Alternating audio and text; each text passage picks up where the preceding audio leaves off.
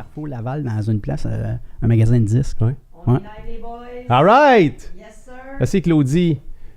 Mike, comment tu vas? Ça va bien? T'es en train de se parler de t-shirt. Mon T-shirt de la planète Mars. Il est vraiment hot. Il est-tu, Ouais. c'est un vieux t-shirt? Non, je l'ai acheté en 2017 à la boutique je pense que c'était ma 4e ou 5e visite au Centre spatial canadien en Floride. OK, puis qui vient de là-bas. Ah oui, ça c'est un vrai. Là. C'est un vrai de C'est un vrai. vrai, là. Ça, j'étais en train de dire à Mike, Claudie, je cherchais hier, j'étais allé chez Winners, puis j'avais déjà vu des t-shirts de la NASA. Mhm. Puis là, hier, j'espérais en trouver un pour qu'on puisse se rendre. Hey, quand le match un peu. Ouais, c'est ça. J'ai dit, hey, je vais être dans le concept, puis tout le kit. Ah ouais. J'ai pensé parce que moi, j'ai à peu près 8 camisoles avec De- NASA.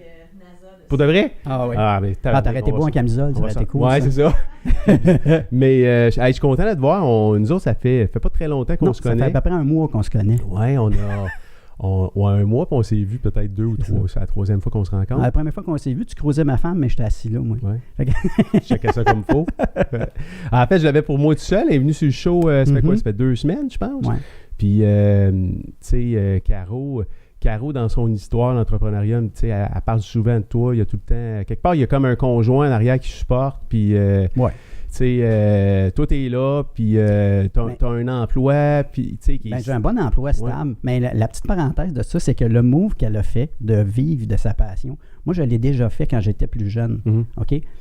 Mais, tu sais, moi, j'ai fait l'affaire inverse. Là, tu sais. J'ai vécu de ma passion pendant un certain temps.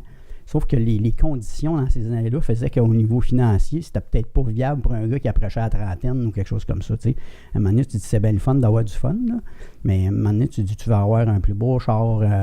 Quand tu vas amener ta blonde au resto, c'est autrement que chez Mike. Tu sais, tu voudrais monter dans le coche un peu. Tu sais, pas avoir un appartement qui a de l'allure, puis pas passer mes étés dans mon sleeping bag. Tu sais. Fait que j'ai fait la vie de bohème, puis j'ai eu bien du fun pendant à peu près 13 ans. Puis après ça, je suis retourné à l'école, puis je me suis pris un deck en électronique industrielle. Mais j'ai vécu de ma passion pendant 13 ans, pareil. Fait que quand elle a soumis l'idée, j'ai fait ouais, moi, je vais te backer là-dessus, parce que c'est vraiment cool. Tu faisais quoi à ce moment-là? Tu dis tu vivais de ta passion. C'était quoi ta passion à ce moment-là? De l'âge de 18 ans jusqu'à 30 ans, j'ai fait du parachutisme. OK. OK? Ben, ça faisait longtemps. Là. Moi, j'avais 8-9 ans, puis je voulais sauter en parachute. Fait que j'ai gardé ça, sauf que ça prenait 16 ans minimum avec la signature des parents, puis 18 ans. T'sais. Fait que mon père m'a donné, pour mon père, ma mère m'a donné, pour mes 18 ans, un saut en parachute, mon cours de premier saut en parachute. Puis moi, j'ai accroché. Là, puis, fait que j'en ai fait, tu sais, je veux dire, je me suis ramassé instructeur, je me suis ramassé ce qu'on appelle un gréeur de parachute. C'est comme un technicien pour réparer puis plier des parachutes de secours. Là. On l'appelait ça un parachute de réserve, là, mais dans le fond, c'est un parachute de secours. C'était ta deuxième chance. Là. Fait que j'ai fait ça pendant une couple d'années. Tu sais. Puis je faisais ça l'été, puis l'hiver, ben moi j'ai commencé à faire du ski à 12 ans. J'ai commencé à faire du ski acrobatique à peu près à 13 ans et demi, 14 ans, puis j'en ai fait jusqu'à 24 ans. Ah oui. Fait que j'étais assez casse-cou, puis tu sais, j'ai réussi une couple de fois à me le péter solide aussi. Là. Pas en parachute. En parachute, s'est il ne m'est bien jamais passé, rien tout. arrivé. Ben, Il ne j'espère. m'a jamais Tu serais arrivé. pas Je là ne même pas aujourd'hui. virer un ongle. OK. C'est tellement réglementé, puis tu sais, c'est le genre d'affaires que tu es tellement conscient que si tu fais une gaffe, ça va peut-être être la dernière que t'es pas mindé pour faire des niaiseries ben. Puis souvent, mettons, sur un centre, quand tu veux sauter en gang, s'il y en a un Yahoo qui veut faire des niaiseries, il va sauter tout seul. Parce que tu ne l'embarqueras pas sur ton équipe, ou si tu veux, ou si ta gang, tu veux faire un son en groupe ensemble. C'est correct d'avoir du fun, mais il faut que tu sois discipliné dans ce genre d'activité-là. T'sais. Fait que, tout ça pour dire que j'ai vécu de ma passion pendant un bout. À un moment donné, rendu à 30 ans, j'ai regardé mon compte de banque. C'est le fun d'avoir du fun, mais pour les raisons que je te parlais tantôt. Oui, c'est retourné à l'école. Puis tu voulais les enfants, la famille. Mais ça me fait bien plaisir d'aider Caroline à atteindre ses objectifs. Puis j'aime le concept là, d'enseigner sur le web, puis de ne pas te limiter à ta clientèle locale. Si tu veux. C'est le fun s'ils peuvent en bénéficier. Oui. Mais le but, c'était pas ça. C'est vraiment de la francophonie au complet. Là. L'astronautique, oui. C'est-tu ta première passion, ta deuxième passion en termes de passion? C'est une des premières, là, ça. ouais. Ah oui, parce que tu vois, je te parlais, mettons, en parachute, là, à 8-9 ans, à peu près dans le même temps. Moi, j'ai vu Neil Armstrong marcher sur la Lune live le 21 juillet 1969, à peu près 11 h le soir, sur une TV noir et blanc, avec des oreilles de lapin, là, avec des modes boules de SOS. Avec des boules de SOS au bout, là, OK? Parce qu'on pensait que son signal rentrait plus, tu sais. Mais quand tu penses à ça en 1969, tu là, dis live. Tu as vu ça en live, direct, là. Puis, pendant que ça se paye, avec un délai d'une couple de secondes. oui, parce que là, tu sais, la semaine passée, tu me parlais d'un paquet d'affaires, puis ça m'a surpris. Tu m'as glissé ça que c'était possible de retransmettre live dans ces années-là. la Lune jusqu'à la Terre. Là, on est des années, c'est quoi? C'est 1969. 69. Attends un peu, là, il y a un délai. Il y a un délai d'à peu près, incroyable. juste le signal, là, mettons, juste la transmission, parce que le signal de radio, ça voyage à la vitesse de la lumière. Fait que, juste le délai de transmission, c'est à peu près 1 seconde et demie aller, puis 1 seconde et demie revenir. OK? C'est quoi la distance entre la Lune et la Terre? C'est en kilomètres? 240 000 milles, je ne me souviens pas en kilomètres. Parce que moi, je suis de la génération qu'on a passé des systèmes anglais, systèmes métriques, hein? Puis surtout, le programme spatial, moi, surtout du côté américain, je le connais un peu, le programme russe, mais surtout du côté américain, ça marche tout avec du système impérial. Fait que moi, dans ma tête, là, j'ai de la misère avec les kilomètres, moi, puis les mètres en astronautique, parce que toute l'information que Non, tu mais as, tu es à 400, probablement c'est à peu près 400 kilomètres. 400 000 km. 400 000 kilos en 1 seconde et En demie. 1 seconde et demie. Fait que le délai sur la télé était de combien? Parce que Ben, là, l'affaire, j'imagine, c'est que ton signal, il prend 1 seconde et demie à se ça va à la rendre. station. Il s'en va à la station. Là, il est ramassé par la NASA. Puis là, après ça, il faut qu'il retransmette ça. Il faut qu'il envoie le signal au réseau de TV. Le réseau de TV va le traiter d'une certaine manière parce que c'est pas le signal brut que tu reçois. Là. Tu ne reçois pas le signal. Sans ça, tu le recevrais direct de la Lune. Mais il y a du traitement. Fait que, mettons, là, il y avait peut-être, je ne sais pas, au moins 3, 4 secondes, 5 secondes de délai entre ce qui se passait et ce que tu voyais dans ta Mais TV. quand C'est même. live pareil. Non, mais puis on est quand même en 69. 69. C'est fou pareil parce que, tu sais, ça fait longtemps, 69. Là, ça fait Ça fait 50 ans. Ça va faire 50 ans cet été. Tu sais, on voit les années 50, tu regardes les vieux chars, C'est tu ça. regardes Fait que les là, radios. Je viens donner un hint sur mon âge. Ouais, un c'est peu. ça. J'avais 6 ans OK. en 69. Tu te rappelles de ça? Ben oui, comme si c'était hier. Tu étais avec qui tu regardais ça? Moi, je viens de Granby. Mon père louait un chalet à Roxton Pound. Il y avait un petit lac là, avec un petit village de Roxton Pound à côté de Granby. Puis mon père, dans ces années-là, il louait un chalet tout l'été. Fait qu'elle a travaillé à Granby, mais nous autres, moi, ma mère et mon frère, on passait l'été au chalet. Puis on était sur la véranda du chalet, avec la TV noir et blanc, avec les oreilles de lapin, comme je te disais. On était toute la famille. Mon frère, le plus jeune, je pense pas... Il avait comme 2 ans, fait que lui, il ne devait pas être là. Mais il y avait ma tante Monique qui était descendue de l'Alberta pour venir nous visiter, puis elle aussi était là. Fait qu'on était mon père, ma mère, moi, ma tante Monique. C'est vraiment, à quelque part, c'est comme un peu l'âge d'or de l'exploration. En tout cas, il s'est passé tellement d'affaires. C'est les pionniers, mais tu veux dire, ils ont tellement fait de grandes choses avec peu de technologie. C'est ça. C'est Il y complètement avait tout hallucinant. inventé. Juste la salle de contrôle, là, il faut que c'est inventé à partir de zéro. Jamais personne n'avait fait ça. Là. Tu sais, je veux dire, dans le fond, le programme américain, il a commencé à peu près en 1958. C'est là que la NASA a été fondée. Mm-hmm. Avant, ça s'appelait le National Advisory Council on Aeronautics, NACA. Mm-hmm. Puis en 1958, ils ont comme mergé avec ce qu'ils appelaient le Space Task Group. Fait qu'ils ont mergé les deux ensemble, puis c'est devenu la National Aeronautics and Space Administration. Fait que tout ce qui a rapport avec l'espace, que ce soit habité, astronomie, les sondes non habitées, c'est tout géré par la NASA. C'est une grosse boîte scientifique aux États-Unis. Puis, à cette époque-là, je veux dire, de voir de tes yeux vus là, en direct. Marqué, là. Non, mais ça devait être marquant. Je veux dire, c'est probablement un des moments les plus importants de l'histoire de l'humanité. À quelque part, là, tu le vois de tes yeux. De ma vie à moi. Parce qu'à un moment donné, ça allume des affaires. T'avais quel âge, tu dis 6 ans? 6 ans. 6 ans. Tu sais, on regardait toutes des... Moi, je me souviens, il y avait une émission avec des marionnettes qui s'appelait Physique Salle 5. Je ne sais pas si tu as vu. Bon, ben, tu sais, moi, Physique Salle 5, c'était bien le fun, mais c'était des marionnettes de la science-fiction. Là, c'est de la science-fiction, elle devenait de la science-réalité solide. Là. Tu sais, le gars, on le voyait marcher sur la Lune, là, puis il rebondissait parce que la gravité est 6 fois moins forte que sur la Terre. Fait que tu ne marches pas comme... tu sais. Le saut d'astronaute pèse... Je pense que c'est 300 livres en gravité terrestre. Là, tu divises ça par 6. Fait comme s'il pesait 50 livres sur la Lune. C'est incroyable. C'est ça que t'es rebondis de même, mais t'essaieras de faire ça avec 300 livres de stock sur le dos. Ce qu'ils ont diffusé à ce moment-là, c'était une émission qui était longue ou... c'est quoi t'as vu? Qu'est-ce que tu te rappelles avoir vu? L'alunissage? T'as vu l'alunissage? On l'a pas vu live parce qu'il n'y avait pas de caméra encore sur la Lune. Et ils faisaient des simulations. Mm-hmm. Puis... Aussi, fait que, il y avait comme des... puis c'était avec des modèles réduits. C'était pas comme aujourd'hui, des animations par ordinateur. Okay. Ils prenaient des modèles réduits comme j'ai, ouais. tu sais, puis avec des fils, puis ils faisaient simuler un Mais toi, ce que tu as vu, c'était quoi? Tu dis qu'on a vu en direct, là. On recevait les gens, la NASA recevait du data, puis ils feedaient ça au réseau de télévision. À partir de ça, il y avait des commentateurs qui avaient un peu de connaissances scientifiques puis techniques, que eux autres, ils faisaient la vulgarisation, si tu veux. Puis au Québec, il y avait les deux plus populaires. Tu avais Henri Bergeron, je ne sais pas si tu viens d'Henri Bergeron, Les Beaux Dimanches, il y a une émission qui s'appelait Les Beaux Dimanches, puis un gars qui était mindé scientifique pas mal. Tu avais Henri Bergeron avec un autre spécialiste, puis il y avait le prof Lebrun qui faisait la météo à Télémétropole. Moi, le prof Lebrun, c'était mon héros. Il me faisait capoter. Puis ce gars-là, en plus, là, il est même pas... C'est un ingénieur, je pense. Même peut-être juste technicien. Mais tu sais, il paraissait beaucoup plus érudit qu'il l'était en réalité. Mais c'était un gars qui était curieux, puis il était bon communicateur. Puis il se renseignait. Le gars, il faisait ses devoirs. Fait que moi, c'était mes deux. Henri Bergeron, puis le prof Lebrun, eux autres, ils m'ont fait triper solide. Là. Mais qu'est-ce que tu as vu en direct? Ce qu'on a vu, eux autres, ils commentaient l'alunissage. Puis, c'est ça, fait que tu as vu l'alunissage en direct? Non. On le voyait pas. On le voyait pas. Mais on recevait le data, puis eux autres, ils commentaient parce qu'ils recevaient le data de la NASA. Sauf que, une fois qu'Armstrong s'est préparé pour sortir, il est sorti partiellement. Regarde, je peux te le montrer sur mon petit module. Là. Bon, ici, là, ça, c'est le portique. Comment s'appelle ce module-là? Ça, c'est le module lunaire. OK. C'est avec ça qu'ils sont allés sur la Lune.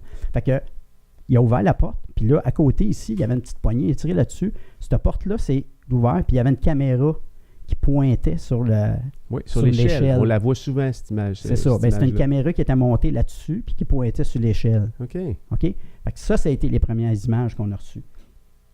Puis ça, les images, ils sont rentrés parce que la NASA avait bâti un système de communication autour du globe. Tu en avais une en Australie, des grosses antennes de 100 pieds et plus. Là, OK? Fait que, il y en avait une, parce que ce que tu veux, c'est même si la Terre tourne, tu vas avoir une couverture de 360 degrés. Fait que tu vas avoir une antenne à peu près à toutes les 120 degrés, right? Fait que, il y en avait une en Australie, il y en avait une en Californie, puis une en Espagne, des stations. Il y avait plus qu'une antenne, il y avait 3 ou 4 antennes peut-être, puis des grosses puis des moins grosses. Là. Mais tu as 3 places. T'es dans le chemin. Ah, OK, je suis dans le chemin. Avec mes grosses épaules de joueur de football. Je vais me tasser un peu de même avec C'est bon. OK. Fait que c'est ça. Fait que là, tu avais 3 sites où il y avait des antennes. Fait que ils recevaient le signal à un de ces sites-là. Puis, c'est ça. Là, après ça, ils le feedaient aux différents réseaux. La fameuse phrase de Armstrong, tu sais, un petit pas pour l'humanité, puis pour l'homme, un petit pas pour l'homme, puis un grand pas pour l'humanité. Un grand pas pour l'humanité. Ouais. Est-ce qu'elle s'est dit en direct? Est-ce que c'est quelque chose qu'on... Oui, puis c'est pas quelque chose qu'il a préparé. Parce qu'il n'y a pas personne à la NASA qui a dit « tu vas dire ça ». Ils ont juste dit quelque chose d'approprié. Fait que lui, il a décidé de faire ça. Puis il y a eu une polémique alentour de ça, parce que quand tu écoutes les enregistrements, ce qu'il dit, là, actuellement, c'est « That's one small step for man, one giant leap for mankind ». Mais c'est pas clair s'il a dit « for man »,« for a man », pour un homme. Fait que là, à un moment donné, c'est comme... Puis il a jamais dit... Il n'a jamais mis le dernier clou. Là. Il n'a jamais dit « Oui, j'ai dit for a man ». À toutes les fois que les journalistes ils posaient la question, il laissait ça en suspens, en voulant dire « Décidez vous autres, c'est quoi que j'ai dit. » Interprète-les comme tu veux. Interprète-les comme tu veux. Moi, je sais ce que j'ai dit, mais moi, je pense qu'il y a bien plus... Parce que la phrase, elle fait beaucoup plus de sens quand tu dis « That's one small step for a man », pour un homme, « one giant leap for mankind ». Tu sais, j'essaie de m'imaginer là, assis sur ton balcon avec ton père et ta famille en train de regarder ça. Puis j'en ai des frissons. Là, qui comme jeune, surtout peut-être les gars, on n'a pas rêvé un jour d'être astronaute. Là, moi, j'ai rêvé à ça. Pompier, police, mais astronaute, je pense qu'on est tous passés par là. Puis tu sais, ça a été des gros moments. Moi, j'ai vécu le lancement de la première navette spatiale. Ouais. Ça, c'était spécial. Ça, c'était spécial aussi. Mais quand tu penses à tout le programme Apollo, le gouvernement américain a tellement mis d'argent là-dedans. C'était monstrueux. Presque 40 milliards de dollars. En argent de l'époque? De l'époque. Incroyable. Presque 40 milliards. Il y avait 400 000 personnes qui travaillaient là-dessus aux États-Unis. Fait que... Incroyable. Ouais. Là, on était en pleine période de guerre froide. Je pense qu'historiquement, c'était vraiment qui allait prouver entre les Américains et les Russes, qui allait prouver qui était, à quelque part, qui était supérieur à l'autre en allant sur la Lune, tu venais C'est de ça. faire un statement que tu étais vraiment plus puissant au niveau Que ton technologique. système économique était supérieur à l'autre, que le système capitaliste était supérieur au système communiste. C'était, à la base, la seule raison pourquoi Kennedy avait donné ce défi-là au peuple américain d'envoyer quelqu'un sur la Lune avant 1970 puis de le ramener vivant, juste pour prouver que le système communiste, ça ne marche pas. Regarde, nous autres, on l'a fait. Le système capitaliste, c'était juste ça. Là, après ça, il y a des scientifiques qui se sont dit, ben là, tant qu'à y aller, puis juste aller mettre le pied, on va ramasser une coupe de roche, puis on va ramener ça ici, puis on va essayer de comprendre comment la Lune s'est formée. Oui, c'est ça. Tu sais, tant qu'à y aller, tu sais. Mais ça a été dur à vendre, ça. Puis la Pour preuve vrai? de ça, c'est que le seul scientifique qui est allé, c'est à la mission Apollo 17. C'est Harrison Smith, c'est un géologue de formation, géologue de terrain. Puis lui, ils l'ont entraîné comme astronaute. Ils ont montré à piloter un avion de chasse. Ça, c'est assez spécial parce que lui, il avait servi à entraîner les astronautes au niveau géologique pour que les astronautes savent de quoi ils parlent puis quoi chercher dans le contexte une fois rendus. Tu sais. Fait que quand ils l'ont emmené, ben, ça faisait partie du training d'être astronaute. Ils ont montré comment piloter un avion de chasse. Puis c'est drôle parce que je l'ai déjà rencontré, Harrison Schmitt. Il est venu il y a 2-3 ans. Il avait été invité par le Cosmodome pour un événement caritatif pour la fondation du Cosmodome. Fait que j'avais été invité. Il y a un de mes amis qui est sur le CA du Cosmodome. Puis il m'avait invité. Puis j'étais allé le rencontrer. Il a fait une petite conférence. Là, puis il a sorti un livre. Fait qu'il nous a signé son livre. Puis j'avais demandé, j'ai dit, qu'est-ce qui a été le plus dur enseigner à un géologue à piloter un avion de chasse ou enseigner la géologie à des fighter jocks, tu sais, des gars avec des égos larges comme une porte de garage, puis qui atterrissent sur des porte-avions, avions, tu sais. Fait que, il m'a juste souri. C'était une bonne question. C'était pas pire. C'était une bonne question. Fait qu'on peut dire, à quelque part, que la NASA a été créée beaucoup plus dans un esprit de propagande, puis d'idéologie. Mais d'exploration aussi. La NASA. Toi, je te parle. Là, on parle du programme Apollo. Oui. Okay? Parce que ça a été créé à ce moment-là, la NASA. Ben, en 1958. C'est ça. C'est ça. Mais la NASA comme telle, elle a été créée pour développer, centraliser des ressources pour développer l'exploration spatiale, que ça soit habité ou non avec des sondes robotiques ou des humains ou whatever. Mais à la base, c'était ça. Là, OK? Sauf que pour Kennedy, lui, l'exploration, il s'en balançait pas mal. Ça a été un bon prestige. C'est une question de prestige. Non, puis là, on est dans la grande course aux armements à ce moment-là. Ouais. Parce que là, on est dans la période après la Deuxième Guerre. Puis tantôt, c'est drôle parce que je te demandais, c'est quoi cette fusée-là? Là? Ça, c'est le lanceur Sputnik. Je ne sais pas si Claudie peut l'avoir. Je ne sais pas si Claudie, tu vois ça. Ça, c'est le lanceur. C'est la fusée R7 soviétique. C'est le lanceur du premier satellite, le premier objet construit par les humains qui a été mis en orbite. Ouais. C'était juste une boule un petit peu plus grosse qu'un ballon de basket avec 4 antennes, puis ça faisait bip, bip, bip. Ouais. C'est tout ça. Mais les Américains, là, quand ils ramassaient le bip, bip sur la radio, là, ils ont pogné les catelles solides. Parce qu'ils se disent, s'ils sont capables de mettre un objet de même en orbite, ils sont capables de nous envoyer des bombes par la tête. En fait, ce que tu me disais tantôt, c'était ça. C'est un missile, ça. C'est un missile. Oui. En fait, c'est... Toute cette course à l'armement-là nucléaire a joué un facteur super important dans l'exploration spatiale, à quelque part, là, parce que les fusées ont été développées dans le but d'amener une ogive probablement chez le voisin, puis on s'en est servi par la suite, mettre toutes sortes de bébites à l'intérieur de ça, puis explorer l'espace. Pour une boule, la grosseur d'un ballon de basket, c'est un petit peu overkill. Là, c'est clair. C'est à quelle grosseur, ça? Ça doit avoir à peu près peut-être 120-130 pieds de hauteur, quelque chose comme ça. Fait que c'est vraiment overkill. Là. 130 pieds de hauteur. Ben, la fusée Saturne V avec laquelle ils sont allés sur la Lune, tu dis quelle hauteur? C'est à 121 mètres. C'est 363 pieds de hauteur. 300 pieds de hauteur. 300, soit 3 étages, parce que quand... Le but, c'est que si... Puis je te dirais qu'il y a 80-85% du poids, c'est juste du fuel. Parce que le problème, quand tu vas envoyer quelque chose dans l'espace, c'est la masse. La gravité, c'est fort en maudit. La mère nature est venue garder avec elle. Okay? Fait que quand tu vas envoyer quelque chose en dehors de l'atmosphère, tu as besoin d'avoir de la puissance solide. Fait que c'est pas pour rien que le module lunaire, là, il y avait des parties, regarde, c'est ça, je l'ai emmené, là, je t'avais montré ça chez nous. Oui. Ça, là, ça ressemble à du papier d'aluminium. Mais tout l'étage de descente, le premier étage en bas, là, c'est la partie ici, là. La partie gold, là, ouais. Toute la partie gold de ça, là, c'était couvert avec ce matériel-là ici. Ça, c'est un de mes amis qui travaillait à l'Agence spatiale canadienne qui il m'en a eu un petit morceau. Fait que, il y avait léger. À peu près 3-4 épaisseurs de tout ça qui recouvrait ça. Okay? Puis c'est juste du tubing en aluminium. Fait que c'est une question de poids. Fait que ta fusée Saturne V, là, elle a c'est comme à peu près peut-être 85% de la masse qui est juste du fuel. Wow. OK? Puis ça pèse... C'est ça. C'est fiolé au total, là, c'est 6,5 millions de livres. 6,5 millions de livres. De livres. Oui, 6,5 millions de livres. Fait que t'es assis sur une gigantesque bombe. Ben, Frank Borman, qui était le commandant d'Apollo 8, avait déjà dit que une fiolée, là, prête pour décoller, là, fiolée, là, c'est l'équivalent d'une petite bombe atomique. C'est pour ça que les journalistes, le site de presse, c'est l'endroit le plus près que tu peux aller lors d'un lancement quand tu vas au Kennedy Space Center. Tu ne peux pas aller plus proche que ça. Parce que si ça saute, regarde, tu ne peux pas prendre de chance. Là. C'est 3000. 3000. Tu es à 3000. Ça, c'est l'endroit le plus proche. À côté du centre de lancement, il y a un centre de contrôle de lancement. Puis le press site est à côté de ça. C'est 3000. Dis-moi, puis on reviendra peut-être sur du stock que tu as amené, là, parce que je trouve ça super intéressant. Là. Cette passion-là que tu as de l'astronautique, elle devient... ça a commencé à quel âge? Parce que tu es une espèce d'encyclopédie de l'astronautique sur Ça fait 50 ans que j'étudie ça.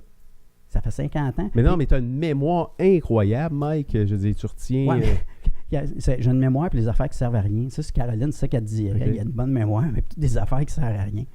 Ce que ça sert, c'est ça me sert à m'inspirer puis à réaliser ce que les humains peuvent faire quand ils décident de mettre leurs idées en commun dans un but commun. Ouais. Ça, c'est ce que Kennedy a fait. C'est le grand exploit de la carrière de Kennedy, c'est qu'il a mobilisé tout le peuple américain dans un but unique. Envoyer quelqu'un sur la Lune en 1970 puis le ramener vivant. Puis c'était pas juste les 400 000 qui travaillaient sur le programme, c'est tout le monde parce que il faut que tu réussisses à convaincre tes électeurs que ça vaut la peine de dépenser cet argent-là parce que dans ces années-là, il y a du monde qui aurait aimé bien mieux qui dépense ça. Tu avais des gros problèmes au niveau racial aux États-Unis puis des choses de même, des problèmes sociaux puis au niveau de la santé puis tout. Fait que cet argent-là, pour certaines personnes, elle aurait été beaucoup plus pratique pour régler des choses ici. Sauf que quand tu dis ça, un des choses géniales à propos du programme spatial, c'est les retombées qui sont ici. Parce que, le 40 milliards, là, ils les ont pas emmenés avec eux autres sur la Lune. Ça a été dépensé aux États-Unis puis un peu partout avec leurs partenaires. Oui, puis au Canada, il y a eu des firmes qui se sont créées. Les pattes du LEM. Le train d'atterrissage, les 4 pattes du LEM, ils ont été fabriqués chez Héroux à Longueuil. Quand tu rentres dans le lobby chez Héroux, il y en a une. Oui, le bras canadien a été développé. Le bras canadien, c'est développé par la compagnie Spar de Toronto. Fait qu'il y a eu des retombées un peu partout, les simulateurs de vol. Toutes sortes d'affaires. Le système de training puis de contrôle du bras canadien, c'était développé par la compagnie CAE à Ville-Saint-Laurent. Quand j'ai travaillé, moi, 5 ans chez CAE, puis il y avait encore un département space. OK. Là, tu t'intéresses à ça depuis que tu es très, très, très jeune. Tu accumules l'information dans ta tête. C'est de l'intérêt. Dans mes bibliothèques. Dans tes bibliothèques, j'allais chez vous. Il y a des modèles réduits un peu partout. Puis il y a des CD, il y a des livres. Ouais. Tu as donné des conférences. J'en donne à l'occasion. Là, je recommence. Là. J'en ai donné. La première que j'ai donnée, c'était en 2009 pour le 40e anniversaire de la mission Apollo 11, quand tu allé sur la Lune la première fois. Puis après ça, 5 ans après, j'avais fait, à partir de 2009 jusqu'à 2012, j'avais fait une conférence sur chacune des missions Apollo 11, 12, 13, 14, 15, 16, 17. OK? Puis j'avais pas pris Apollo 8. À mon avis, elle était aussi importante. Là. Puis là, cette année, c'est le 50e d'Apollo 8. Mais il y a 5 ans, j'avais monté un Apollo, puis je l'avais donné juste à mon club d'astronomie à Laval. OK? Fait que je n'avais pas été plus loin que ça avec Apollo 8. Mais là, cette année, vu que c'est le 50e, j'ai prospecté un peu. Là, au mois de septembre, il y a eu le congrès de la Fédération des astronomes amateurs du Québec à Mirabel. Oui. Salut ma gang du club de Mirabel, mais puis ma gang de Laval aussi. Fait que j'ai fait. Là, il y avait des membres de à peu près tous les clubs d'astronomie au Québec. J'ai prospecté un peu. Là. Puis tu vois, là, j'en ai donné une à Mont-Tremblant mardi passé. Mardi prochain, j'étais au club de Mirabel. Là, j'ai une entente avec le Cosmodome pour le 50e d'Apollo 11. Ça va être durant le 24 heures des sciences, le 11 puis le 12 mai. Fait que je devrais donner une conférence là au Cosmodome. Puis là, j'ai reçu un courriel hier du club de Drummondville. Fait que je suis en train de me booker des conférences un peu partout. Il y a sûrement des conférences avec des jeunes là-dedans. As-tu des groupes de jeunes? Oui, il y en a. Mais les clubs d'astronomie, c'est dommage. Vieux, hein? C'est beaucoup des gens plus âgés, là, mettons dans 35-40 en montant. Ouais. En bas de ça, tu n'as pas beaucoup de ça. Mais l'astronautique, les machines, les fusées, ça attire quand même des jeunes, non? Ben moi, tu vois, moi, j'ai 2 jeunes adultes. OK? J'en ai un de 18 ans et un de 21 ans. Puis ils sont intéressés par les technologies, mais comme des utilisateurs. Ça ne les intéresse pas de comprendre comment est-ce qu'elle fonctionne. Ton touchscreen, là, moi, là, dans mon temps, je parle comme si j'avais 70, là, mais un touchscreen, ça n'existait pas, ça. Tu sais, le fait d'être capable d'avoir une commande dans une patente électronique ou informatique, tu touches l'écran. Ça fait pas longtemps, ça, qu'on a ça. Ça fait maximum une quinzaine d'années. On prend pour acquis la technologie qu'on a actuellement comme si elle était en place depuis des décennies. L'iPhone a 10 ans, je pense qu'il y a 10 ans. Le touchscreen doit être à peu près au même moment. Puis on oublie à quel point il y a plein d'affaires qui nous entourent. Je n'allais pas avec moi mon téléphone. Qu'on n'avait pas il n'y a pas longtemps. Mais là. Comme je te disais, j'avais vu une photo à un moment donné sur mon fil de Facebook qui avait passé, puis il y avait quelqu'un qui avait pris le temps de mettre sur sa table de cuisine toutes les bidules qu'il y a dans un téléphone. Une caméra vidéo, une caméra photo, un enregistreur, un dictaphone, dans le temps, un Walkman, tu sais, là, pour écouter de la musique, un Walkman, un GPS, des tapes à mesurer, un agenda électronique, un niveau. Moi, j'ai un niveau, c'est à mon temps. Toutes ces affaires-là, il y avait tout mis ça sur une table. Puis tu dis ça, là, ça rentre. Mon téléphone, j'ai 128 gigs de mémoire. C'est un mini-ordinateur. Puis regarde, à cette heure, tu regardes ça, ils appellent plus ça un téléphone, ils appellent ça un mobile. C'est même plus un téléphone, parce qu'il n'y a pas grand... Moi, mes gars, en tout cas, c'est bien rare. Quand je les appelle, ça les gosse, il aimerait mieux que je les envoie un SMS à la place. Oui. C'est même plus un téléphone. Ça c'est le côté pernicieux, je trouve, que la technologie, c'est que ça déshumanise nos relations un peu. Tu sais, au lieu de s'appeler, là, pourquoi on va échanger 15 SMS quand, dans une conversation de 4-5 minutes, on aurait pu tout régler tout de suite? On peut s'écrire pour finaliser la patente, mais si on a affaire à négocier de quoi ou à se parler pour organiser quelque chose, pourquoi on ne peut plus s'appeler? Ça, je trouve ça spécial un peu. Tu sais, ça déshumanise les communications un petit peu. Moi, je trouve que les courriels, dans le temps, j'ai commencé à travailler avec des courriels, ça a job, là. Moi, ça me mettait en maudit parce que c'est la plus belle affaire, faire traîner à longueur une affaire que tu ne veux pas régler. Fait que tu fais juste envoyer une partie de la réponse, puis là, t'attends. Là, le gars, il dit « Ouais, OK, ouais, mais là, il t'envoie une question, tu y réponds. Il t'envoie une question. Tu peux faire ça longtemps, jouer au ping-pong de courriel. Là, oui, c'est clair. Tandis que si on s'appelle, là, on va se faire un meeting, puis dans 30 minutes, tout va être réglé. Ça, c'est le côté plate, je trouve, de la technologie. Un peu. Puis, tu sais, les choses changent vite aussi, de plus en plus vite.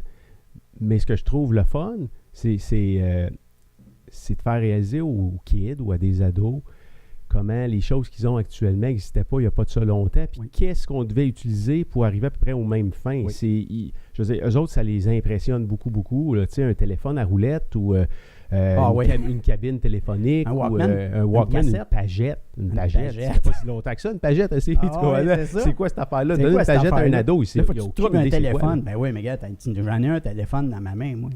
T'sais? Mais ça, par exemple, ça, c'est le beau côté de la technologie, parce qu'il n'y a pas juste des côtés négatifs, là, on s'entend. Là. Ça, un téléphone, là, c'est un outil, ça. Un couteau, là, tu peux faire un super bon souper avec ça, puis tu peux tuer quelqu'un aussi. Hein. Tandis qu'un téléphone, c'est la même affaire. Tu peux faire des affaires complètement débiles avec ça. Ou tu peux mettre la chenoute de quelqu'un avec aussi, si tu veux. Là, fait que c'est toi qui décides c'est quoi t'en fais de l'outil. T'sais.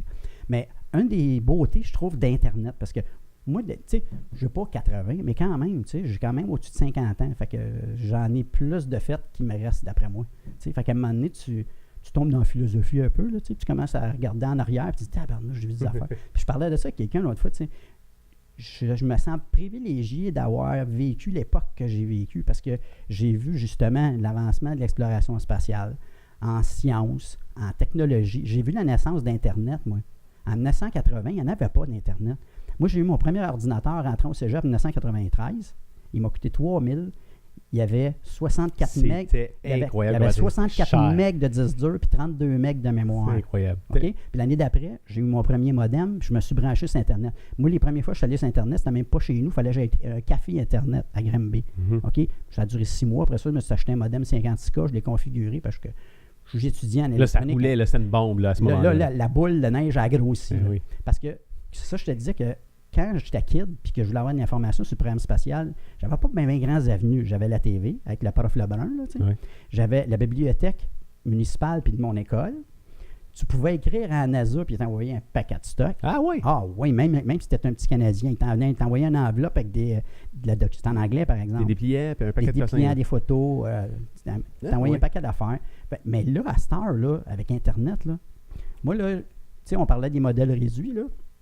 Je pense comme en 97 ou 98, pour le fun, je suis allé au magasin d'AB où j'ai acheté mes modèles réduits quand j'avais 12-13 ans.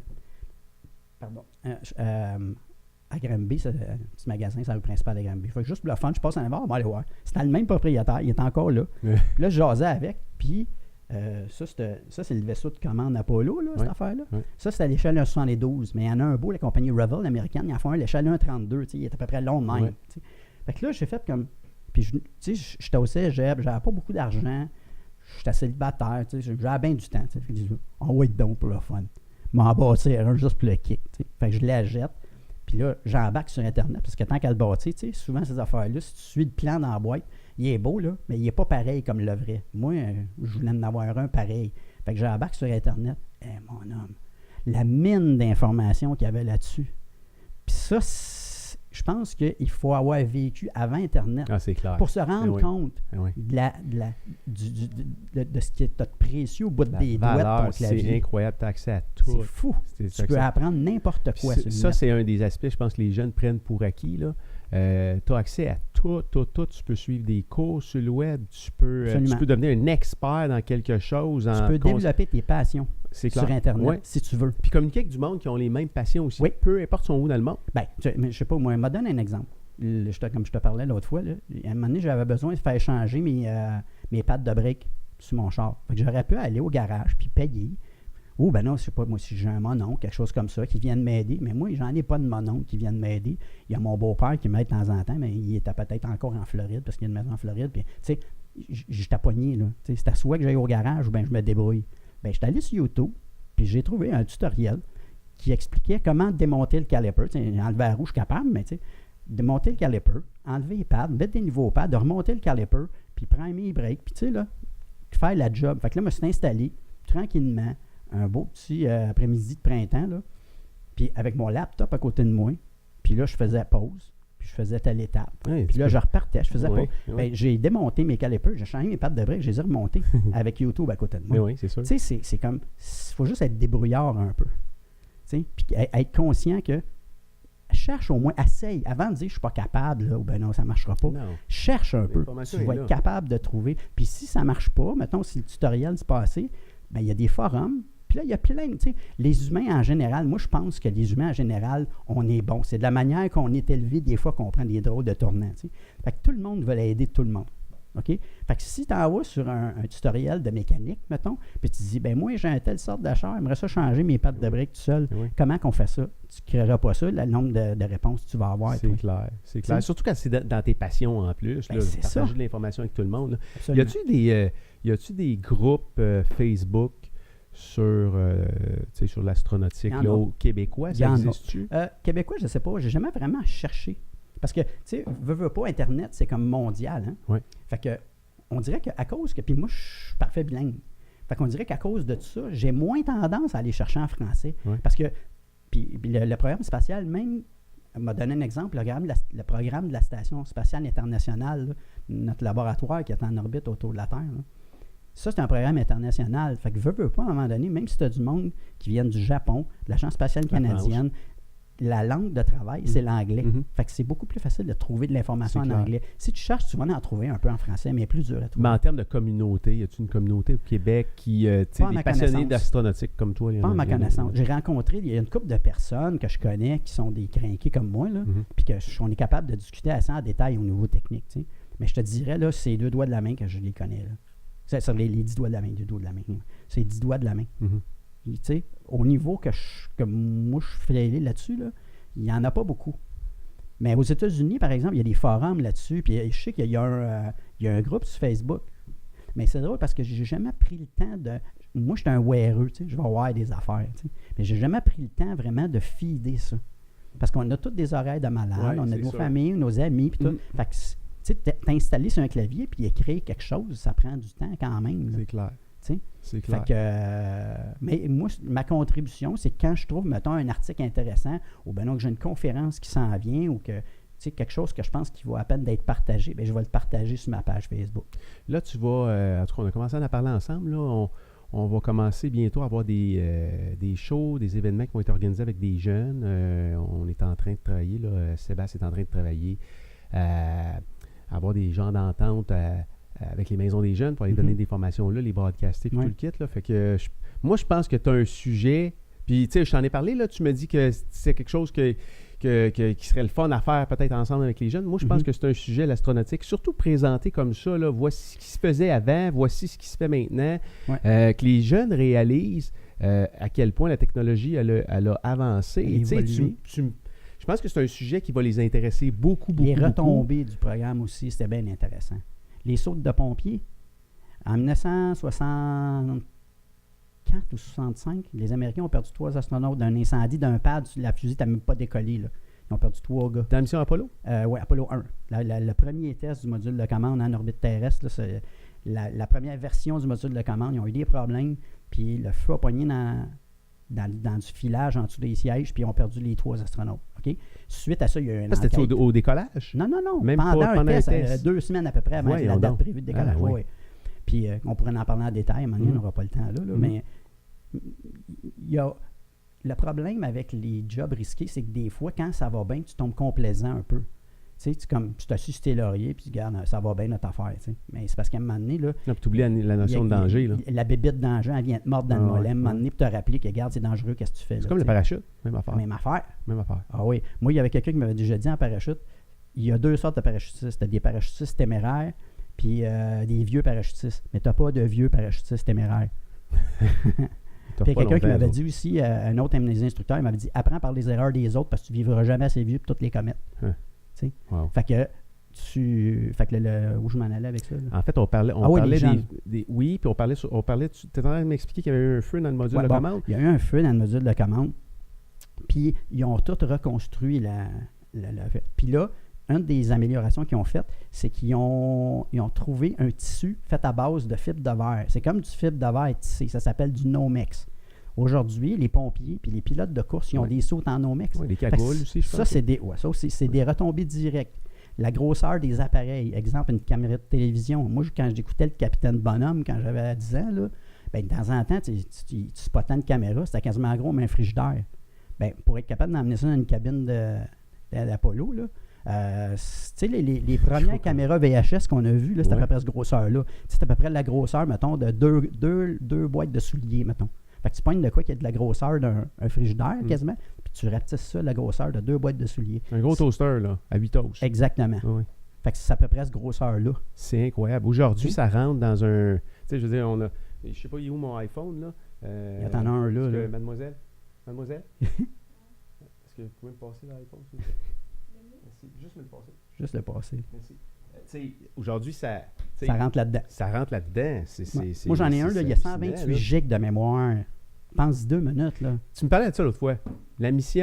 Toute la mission, ou je ne sais pas trop, c'est 14 ou c'est quel Apollo qui se sont rendus sur la Lune? La première, c'est Apollo 11. Ils sont allés avec 11, 12, 13. Tout le monde a vu le film. Ça n'a pas marché. Ils ont fait le tour de la Lune, ils sont revenus. 14, 15, 16, 17. Parle-moi de la grosseur des ordinateurs qu'il y avait à ce moment-là, comparé à ça aujourd'hui. Il y a des gens qui ont de la misère à croire. La puissance des ordinateurs. C'est plus puissant que ça. Ça, c'est plus puissant, en fait. Dans un iPhone, tu vas avoir, mettons, 64 ou 128 gigs de mémoire de storage. OK? Pour storer du matériel.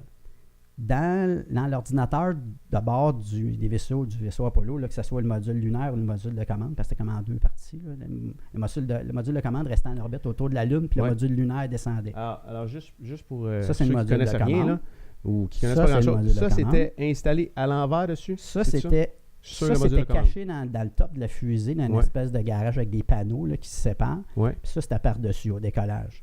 Après que tu as rallumé le moteur, tu rentres en orbite autour de la Terre, puis tu rallumes le moteur. Bon, tu rouvres le garage, ça va virer de bord, ça va venir se plugger ici. Sur le top. Il y en a 2 qui partent là-dedans et qui s'en vont là-dedans. Okay? Une fois rendu en orbite lunaire, je te parle. Ils vont faire le voyage tous les 3 dans le module de commande. Une fois rendu en orbite lunaire, quand ils se préparent à descendre, il y en a 2 qui passent de là, qui embarquent là-dedans. Il y en a un qui reste là-dedans en orbite autour de la Lune, puis il attend les 2 autres. Tu vas descendre avec ça sur la Lune. Puis une fois que tu es prêt à repartir, l'étage, tu as deux moteurs. Il y en a un ici, qui est le moteur de descente, puis il y en a un en dessous de cette partie-là ici, qui est le moteur de remontée. Fait que ton étage d'en bas te sert de base de lancement pour l'étage du haut. Tu vas remonter en haut, tu vas aller juste avec cette partie-là, te reconnecter. Les deux remontent là-dedans, tu rallumes le moteur, puis on revient à la maison. OK, là, on s'entend sur une chose, là. Ouais. Pour faire toutes ces manœuvres-là, que ce soit décoller, te rendre à quelque part autour de la Terre, ou partir de là, puis te rendre sur la Lune, atterrir, décoller, je dis, il faut le calcul, là, ça te prend un ordinateur pour faire ça. Oui. Mais là, on est limité là, en capacité. C'est ça. Puis les technologies de mémoire, tu n'as pas développé comme aujourd'hui. Les mémoires, on appelait ça des... comment ça s'appelait? Des core ropes. Je pense que c'est un tauron de fer. C'est comme un beigne en fer. OK? Puis tu peux l'énergiser avec du courant électrique, comme l'aimanter, si tu veux. Puis il y a d'autres fils que tu fais passer soit en dedans du beigne ou en dehors du beigne. Puis tu sais, en informatique, tout marche avec des zéros, on, off. Tu sais, on, c'est 1, puis off, c'est un 0. C'est ce qu'on appelle un système binaire. OK? Fait que un bit, c'est soit un 1 ou un 0. Okay? J'ouvre une parenthèse, Mike. Ouais. Hier, on a écouté le film Imitation Game. Oui. La machine Enigma, qui est une gigantesque machine. Là. On parle en fait, on parle à peu près des mêmes choses là, en termes de bobine, de bobinage. Là, on parle dans la Première Guerre. Dans la Deuxième Guerre. Oui, exact. On est des années, je pense que c'est les années 42-43. Oui, 42-43. Ouais. Mais on parle à quelque part de la même genre de technologie. Je ne peux pas te dire, j'imagine que ça devait être des mémoires comme ça, mais je ne suis pas sûr. Parce que là, il y a une différence entre 42-43 puis le début des années 60. Fait que la technologie s'était développée aussi. Je pense que dans ces années-là, c'était plus des relais. C'était des relais électromécaniques, là. C'est genre un aimant que tu vas l'énergiser, puis là, ça va faire que tu as deux contacts en métal qui vont... C'est incroyable. Fait que ça, c'est un relais, tu sais. Mais moi, ce que je te parle dans l'ordinateur du vaisseau Apollo, c'est que tu as comme un beigne en fer, OK? Puis il y a une façon de l'énergiser. Je ne suis pas un expert là-dedans, là. Mais quand tu l'énergises, tu as des fils qui passent en dedans ou en dehors. S'ils passent en dedans, c'est un 1. Si ton fil passe en dehors de ce petit beigne-là, c'est un 0. OK? Fait que dépendamment de la séquence ou de la configuration de ces petits beignes de fer-là, c'est ça qui va déterminer ton information, comment est-ce qu'elle est transmise. Le programme qui va être utilisé. Exactement. C'est ça que je te montrais, la photo. Il y avait des madames chez la compagnie Raytheon aux États-Unis qui fabriquait les modules de mémoire de 32 K de mémoire. Pas 32 MB, pas 32 GB. 32 K. Ça, c'est 32 000 bits. 32K, c'est 32 000 bits. Attends, c'est 32 000 octets, excuse. 32 000 octets. OK, un octet, c'est 8 bits. Si on veut, il y a des techniques, là, je ne veux pas perdre personne, là, mais... Fait que tu as 32 000 octets, puis, sauf que le programme, il est ici, bit par bit, dans les petits beignes de fer, là. OK, tu as une plaquette avec des beignes de fer de fixer. Fait que là, tu as deux madames qui sont installées avec une espèce de rack, puis ils ont la plaquette en avant d'eux autres, puis il y en a une de chaque bord. Puis là, il y a une machine électromécanique avec une espèce de cercle. Puis ça dit, bon, ben regarde, le prochain passage de ton fil de cuivre, là, il va être ici. Fait que là, tu passes le fil de ce bord-là en dedans, ça c'est un 1. La prochaine passe, l'autre beigne à côté, c'est un 0. L'autre beigne à côté, c'est un 0. L'autre beigne, c'est un 1. Fait que les deux madames, ils sont assis en face de l'autre avec la plaquette de mémoire avec les beignes, puis ils tissent littéralement le programme dans la plaquette. Puis là, si c'est pas tissé dans le bon ordre, tu peux carrément faire...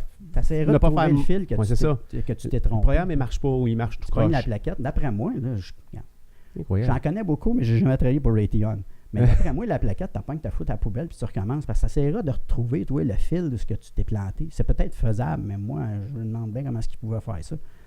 D'après moi, là, c'est comme... Mais sauf que la machine qui contrôle l'espèce de trou qui te dit, là, tu passes ça dans le beigne-là ou dans dehors ou en dedans, elle, il faut qu'elle soit sur la coche, là. Parce qu'elle, la madame, tout ce qu'elle faisait, elle regarde le trou, puis mais la machine, elle me dit, j'envoie ça dans le milieu du beigne, je l'envoie dans le milieu, puis sinon, je l'envoie en dehors. T'sais. C'était vraiment programmé à la main, à la mitaine, là. Ça, c'est vraiment vrai. Il n'y a pas de clavier. Que ça, c'était pas comme... tu passais pas une commande à un ordinateur avec ton clavier, là. C'est à la main.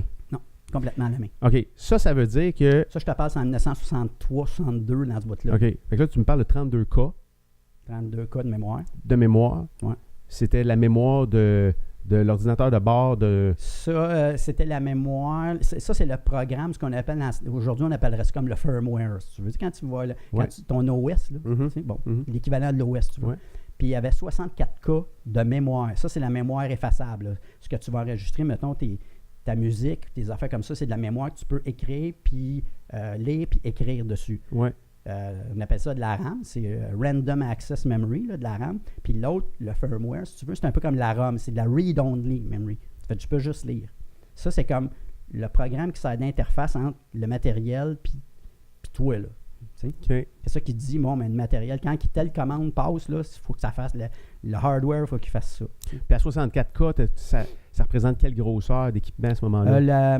Parce que les modules de 32K, il y en avait une coupe de stacké, mettons, là, dans ça va à peu près, peut-être un 8-10 pouces d'épais, puis 2 pieds par 1 pied. Incroyable. OK? Puis là, il y avait une interface avec un petit écran avec pas des écrans cristaux liquides, là, avec des LED, là, des affichages à 8 segments, comme on l'a déjà vu. Là. Mm-hmm. Puis ça s'appelait le DSKI. Le DSKI, c'est Display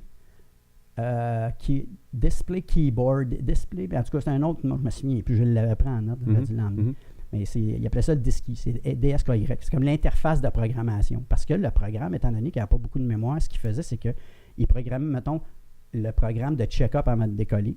Après ça, quand il était prêt à décoller, il loadait manuellement. Il y avait des commandes à rentrer dans l'ordinateur. Et il loadait manuellement la partie du programme qui sert à décoller, la partie du programme qui sert à rentrer en orbite terrestre. Ouais! Attends un petit peu. Bien, là, la partie du programme qui sert quand tu es en orbite. Quand tu es prêt à rallumer le moteur et t'en aller à la Lune, parce que là, à un moment donné, tu rentres en orbite, tu es autour de la Terre à 17 500 000 à l'heure. Là, tu es en orbite. Okay? Si tu ralentis, tu vas redescendre. Si tu remontes ta vitesse, tu t'en vas. Okay? Ouais. Tu vas sortir. Fait que là, c'est un équilibre entre la vitesse et la gravité qui veut te ramener à 17 500 000 à l'heure. Tu me suis jusque-là? Ouais. Bon, si tu veux repartir, il faut que tu rallumes le moteur à la bonne place. Au bon moment. Au bon moment, à la bonne place, pour que quand tu vas te ramasser à un point précis, tu vas être rendu à peu près à 25 000 milles à l'heure. Là, excusez-moi pour les kilomètres, là, mais 25 000 milles à l'heure. Puis là, à ce point-là, tu vas battre, si tu veux, la gravité, puis tu pars en ligne droite, là. Ben, en ligne droite, avec une espèce d'orbite curvée un peu. Là. Mais là, on part. Là. On va trop vite. Là, on ne peut plus rester en orbite. Là, on s'en va à l'île. Quand tu sors de la gravité, tu es catapulté aussi, hein? Ben, dans le sens où. Si tu veux, tu es catapulté. Ouais. C'est une fronde là, dans le temps avec une roche. Là. Oui. Bon, mais là, quand tu es en orbite. Elle ne te retient plus, là, elle. Quand tu es en orbite, c'est comme l'équilibre entre la vitesse de ta fronde puis la corde qui te retient. Si tu lâches un bout de la corde, là, à un moment donné, là, tu peux prendre la vitesse puis tu vas sortir. Ben, c'est la même affaire. Mais tout ça, c'est des calculs. C'est tout des calculs. Mais attends un peu. Ce que tu es en train de me dire, c'est que les astronautes, ils rentrent dans la fusée, là, ils rentrent dans le module de commande, là, ils s'assoient là-dedans, ils s'attachent. Ils sont assis sur une méga grosse bombe. Là, la job est déjà faite pour la préparation. J'allais dire. C'est comme là, OK, les boys, Ouais. là, on vous aide à vous décoller, là, mais une fois là, que le feu va être pris là-dedans, ben vous autres, il faut vous reprogrammer l'ordinateur de vol en vol, probablement, pour la deuxième étape du vol. Là. Alors, toutes ces étapes-là, toutes ces séquences-là doivent être reprogrammées une fois que la séquence est terminée. Training. Fait il fallait qu'ils comprennent le fonctionnement de l'ordinateur puis apprendre à le programmer. Parce qu'à chacune des étapes, puis regarde bien, te montrer de quoi. Ça, c'est une affaire quand je donne des affaires aux gens, eux autres, ils capotent quand ils voient ça. Ça veut dire que les astronautes sont vraiment... Quelque part, c'est des surhumains, c'est des brains, là. Je veux dire, c'est David Saint-Jacques, l'astronaute canadien, va décoller le 3 décembre. Là, il s'en va passer, je pense, peut-être 6 mois à la station internationale. OK? Ce gars-là, tu regarderas son pedigree. Là. Va chercher sur Internet, tu regardes son pedigree. Lui, il était médecin, urgentologue, je pense. Puis astrophysicien. C'est fou le CV de ce gars-là. C'est des surhumains, là. C'est du monde qui sont des éponges à information. Tu sais, moi, là, si tu me fallais de quoi, là, probablement que si je ne mets pas une application bien vite, je ne le retiendrai pas. Lui, là, regarde, tu n'as pas besoin d'y expliquer ça 2 fois. Il comprend tout de suite. Ça, c'est le genre de gens. Puis non seulement ça, mais aujourd'hui, puis là, ça s'est fait avec les années parce qu'au début, ils prenaient des pilotes d'essai, tu sais, au niveau bien technique, qui étaient habitués de piloter des engins. Mais aujourd'hui, non seulement il faut que tu sois un expert dans ton domaine, mais que tu sois super bon en pilleur. Parce qu'ils ont compris que si tu ne vends pas le programme, les gens se désintéressent, puis après ça, là, ils sont en sac, eux autres, de financer ça. Oui, puis si c'est vendeur. public, si c'est financé par le gouvernement en plus, je veux dire, il y a une job de PR à faire là pour que ça soit accepté par l'opinion publique. Parce qu'encore aujourd'hui, il y a plein de monde qui disent « Ouais, mais ça ne sert à rien, puis on devrait dépenser l'argent ailleurs. » On pourrait en débattre. Puis, mais je vais juste revenir à ça. Oui, puis ce sujet-là, on va revenir tantôt là-dessus. C'est super intéressant, ce domaine-là. Si, maintenant, tu pars vers la Lune, puis il faut que tu corriges ta trajectoire. Il y avait un appareil dans le module de commande qui est un sextant. C'est le même principe que Christophe Colomb s'est servi pour s'en venir en Amérique dans les années 1600.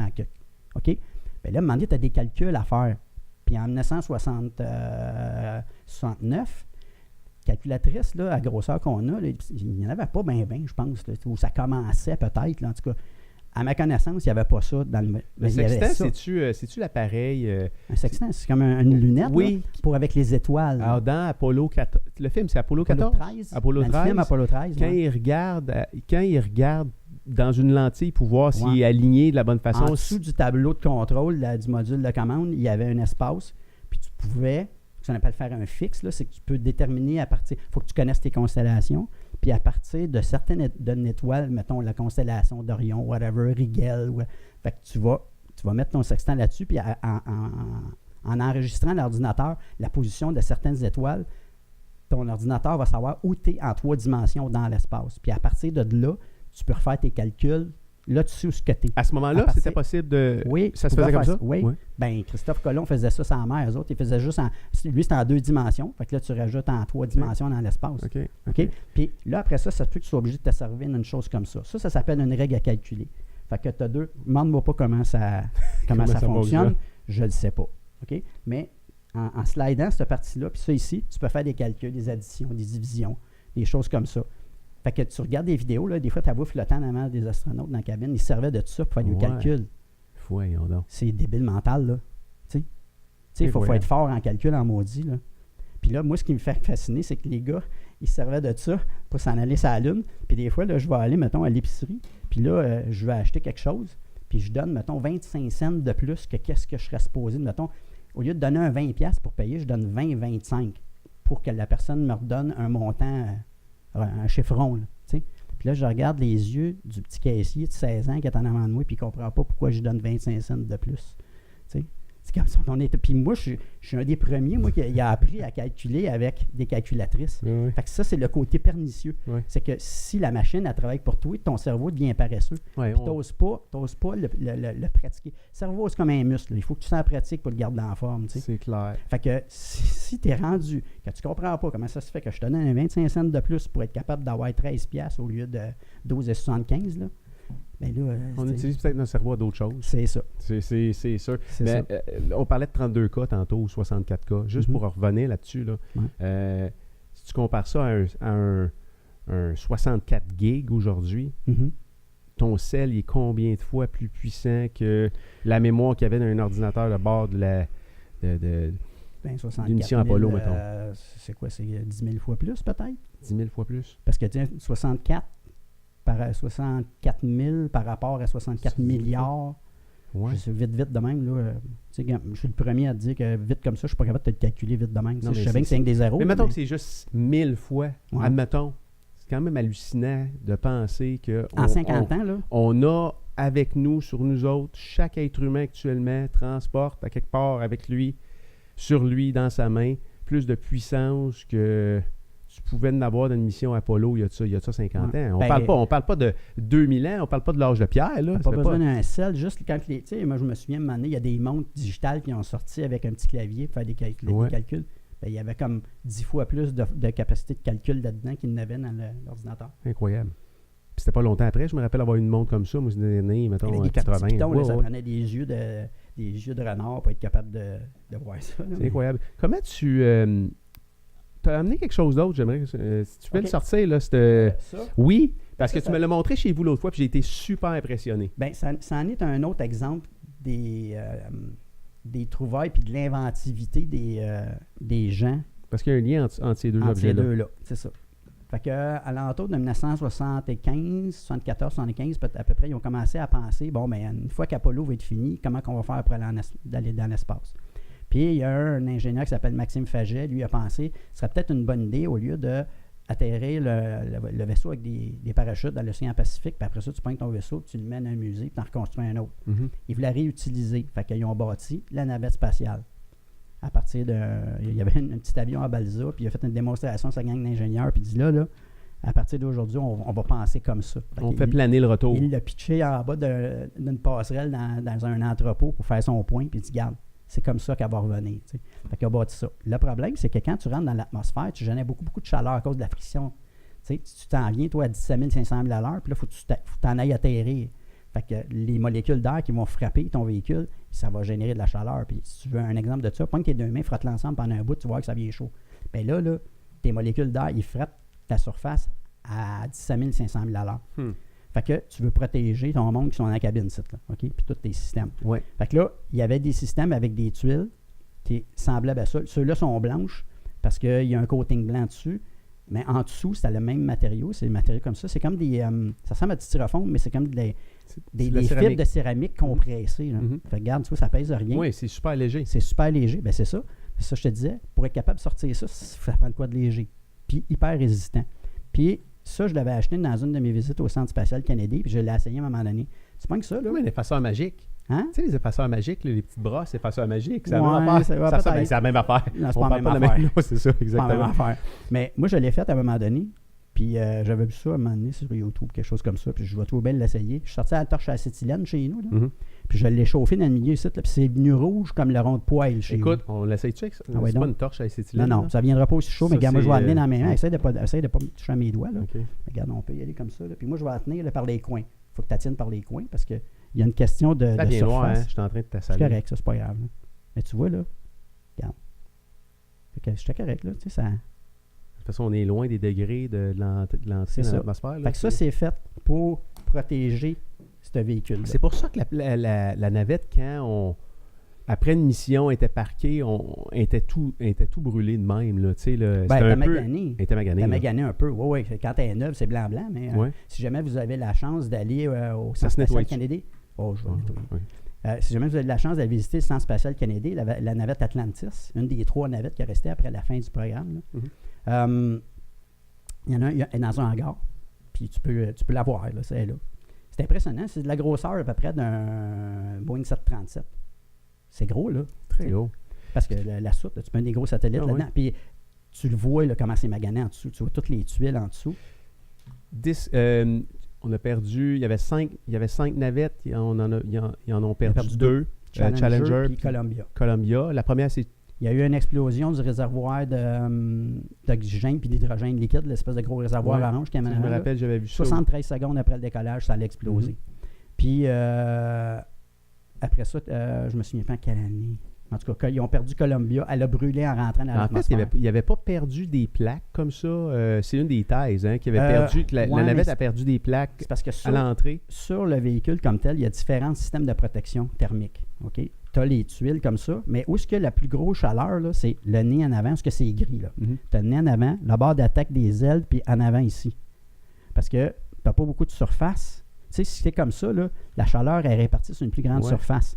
Mais si tu t'en viens de même, là, ben, le bout ici, le bord d'attaque des ailes, il y a des surfaces qui viennent bien, bien chaudes. Ça s'appelle, c'est un amalgame de carbone-carbone. Je ne suis pas chimiste, là. Okay. Moi, ma force au secondaire, c'était la physique, pas la chimie.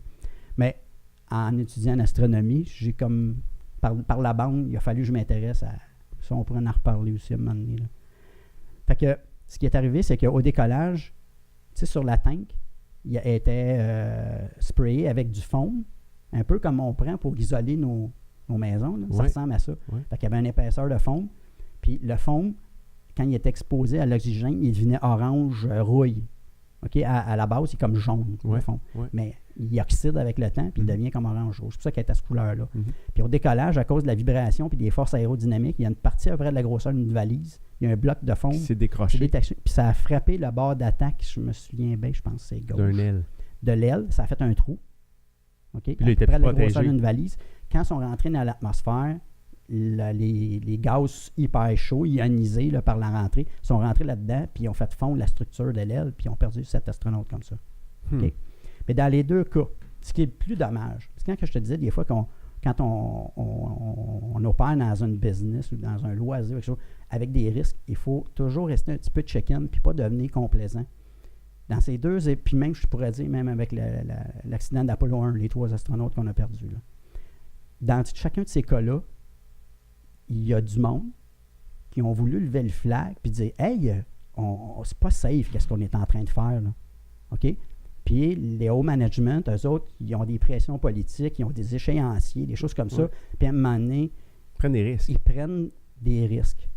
OK? Ils disent non, c'est correct. Puis ils demandent à des ingénieurs. Puis on dirait qu'ils ont de la misère à écouter les ingénieurs puis les techniciens de premier niveau, là. Quand tu commences à monter dans la hiérarchie, plus ça va, plus la pression. Fait qu'avant de le convaincre de remettre un lancement ou de l'annuler, tu as besoin d'avoir des méchants bons arguments. Mm-hmm.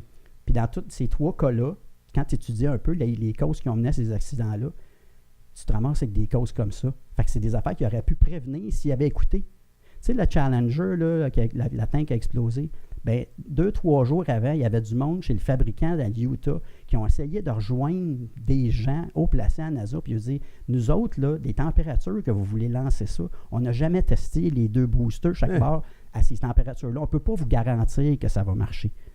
Puis là, il y a du monde, des dirigeants qui... Tu sais, quand quelqu'un t'essaie de te faire peur, puis tu dis non, moi, regarde, moi j'ai un échéancier, fait que peut-être qu'il a peur pour rien. Tu demandes à d'autres personnes, tu demandes peut-être pas aux bonnes personnes pour contre-vérifier ce que le gars il dit. Hey, check tes affaires. Non, tu parles aux gens qui vont donner une réponse. Qui vont te donner une réponse que tu voudrais avoir. Qui va t'avantager. Même si tu ne le fais pas consciemment, des fois, c'est ça qui va arriver. Ben, il y a des documentaires là-dessus, tu sais. Mais ça, c'est une autre affaire, là. Moi, il y a une chose que je déplore un peu, c'est que là, on dirait qu'on est en train de perdre notre esprit critique. Ce que je veux dire par là, c'est que on va voir quelque chose sur Internet, sur Facebook, aux nouvelles, à la télé, dans les journaux, puis ils ne contre-vérifient pas. C'est ça. Tu sais, fait que si tu te fies à du monde qui ne sont pas crédibles, ben tu vas avoir une information weird un peu. Tu sais. Fait que, mais si tu cherches sur Internet, il y a des documents crédibles avec des gens qui ont travaillé sur le problème de la navette dans ces années-là qui vont t'expliquer, moi, là, j'ai tout fait pour essayer de rejoindre un tel, puis j'ai jamais été capable de le rejoindre pour lui expliquer mon point. Incroyable.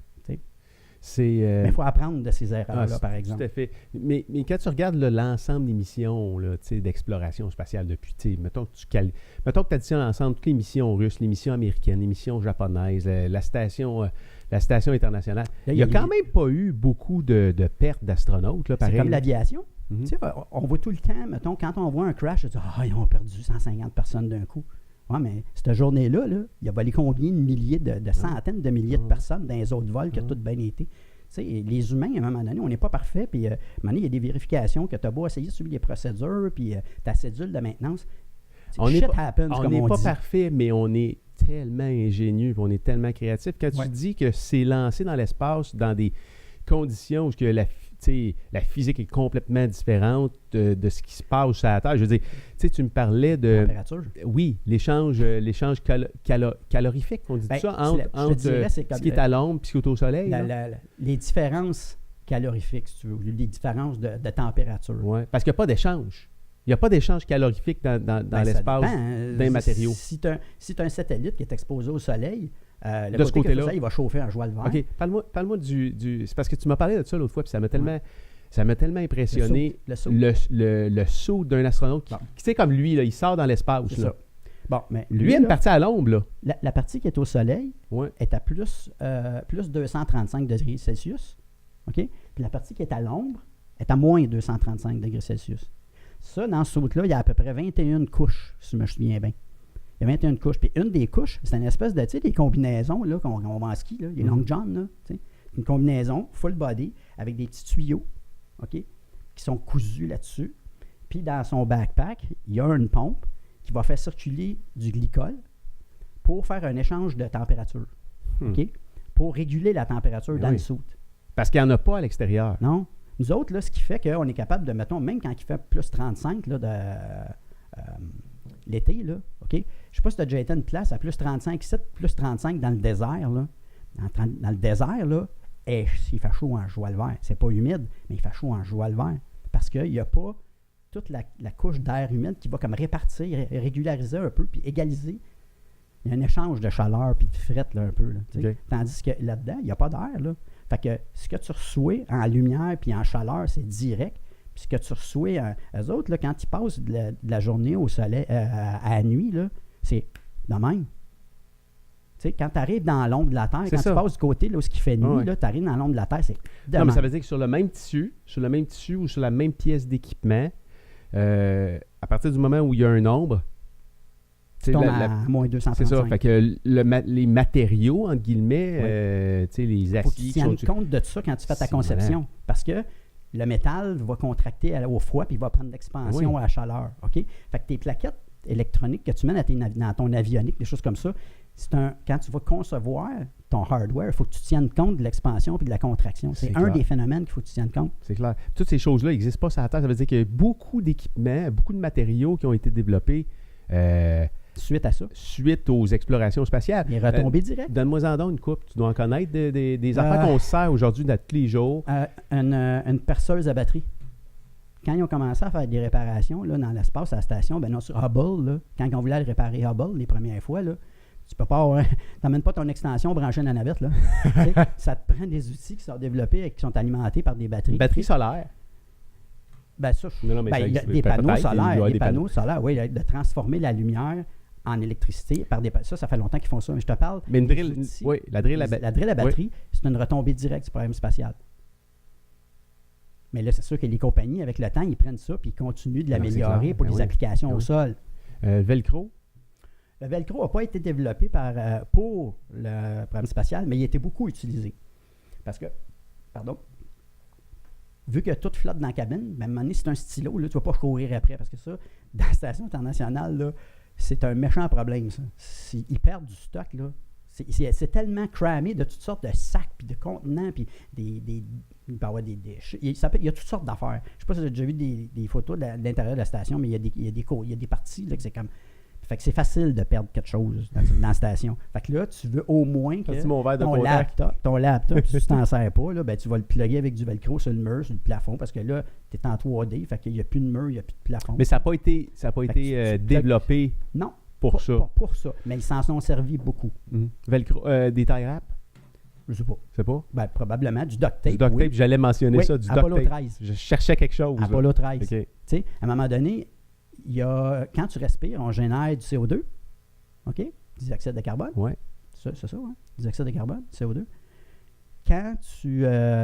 puis sauf que quand tu es dans un endroit fermé, à chaque expiration, tu augmentes ton taux de CO2 dans la cabine. À un moment donné, tu vas commencer à avoir les idées bizarres un peu. Là, tu ne penseras plus clair. Là. Fait qu'il faut que tu élimines le CO2.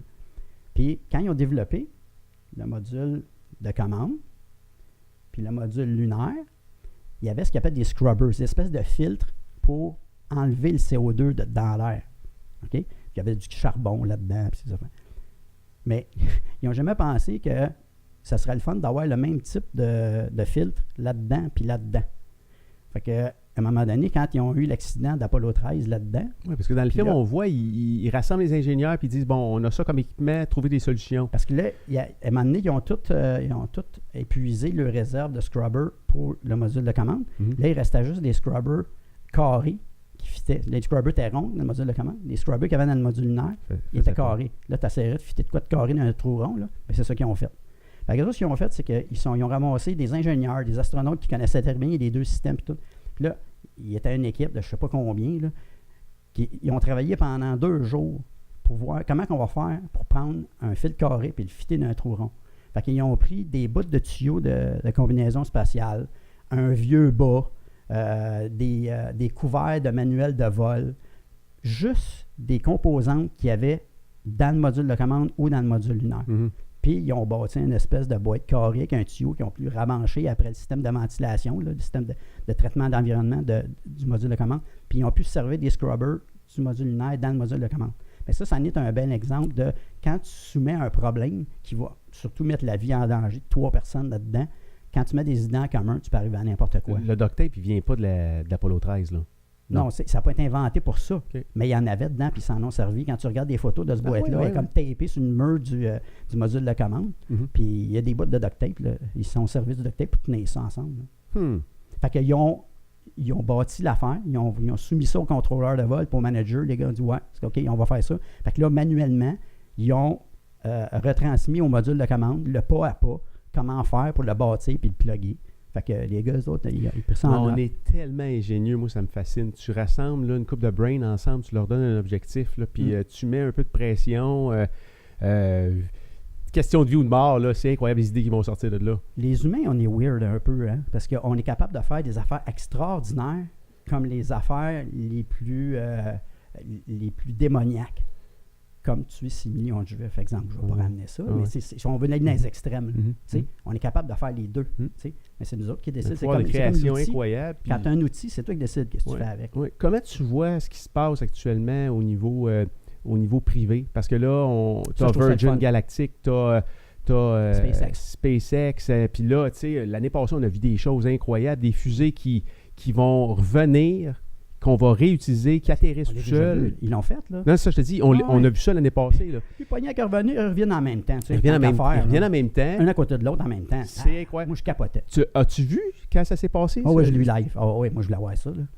Comment tu as réagi à ce moment-là? Parce que là, on fait un autre bond. Là. Ça a comme plus rapport là, où on est rendu. Moi, je me suis dit, Elon Musk, là, c'est un fou. Puis on ne sait pas ce qu'il va nous emmener, ce gars-là.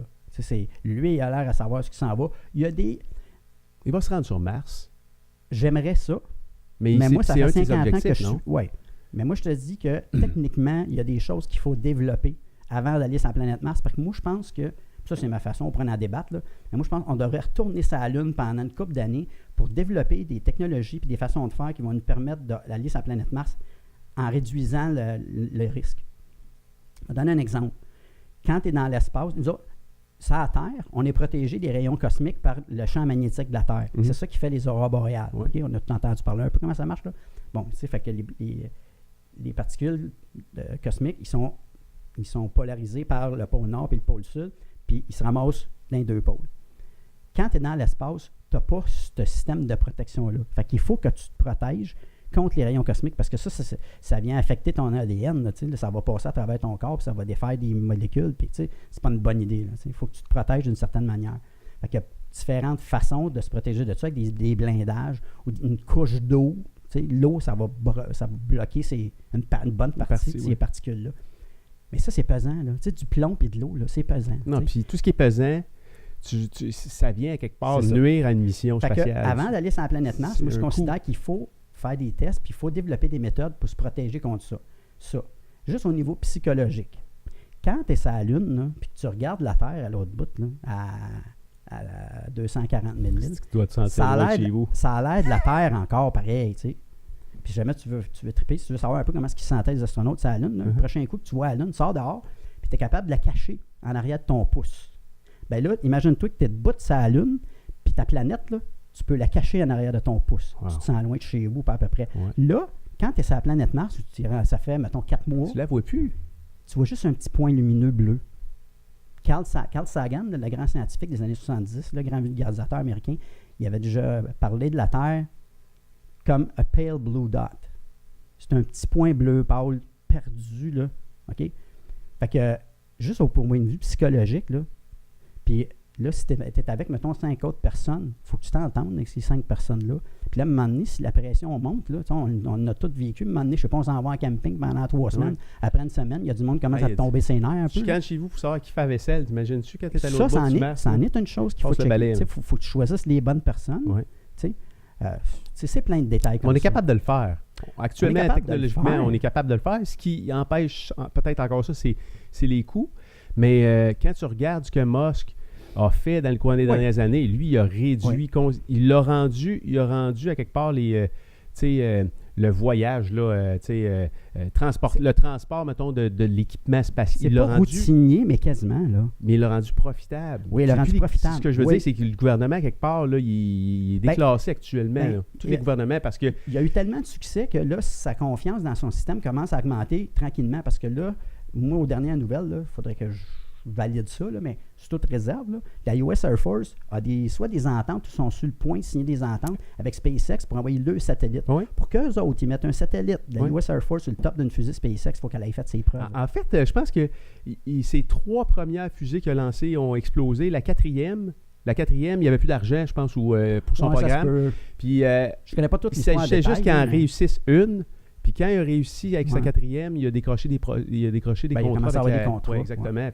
C'est juste d'en avoir un. Ce qui est le fun aussi, c'est que quand tu regardes, mettons, quand SpaceX fait un lancement, là, c'est eux autres qui diffusent. Hein. C'est pas la NASA. C'est eux autres qui font la diffusion. C'est pas pareil. T'as-tu déjà vu les lancements? T'en as déjà vu un?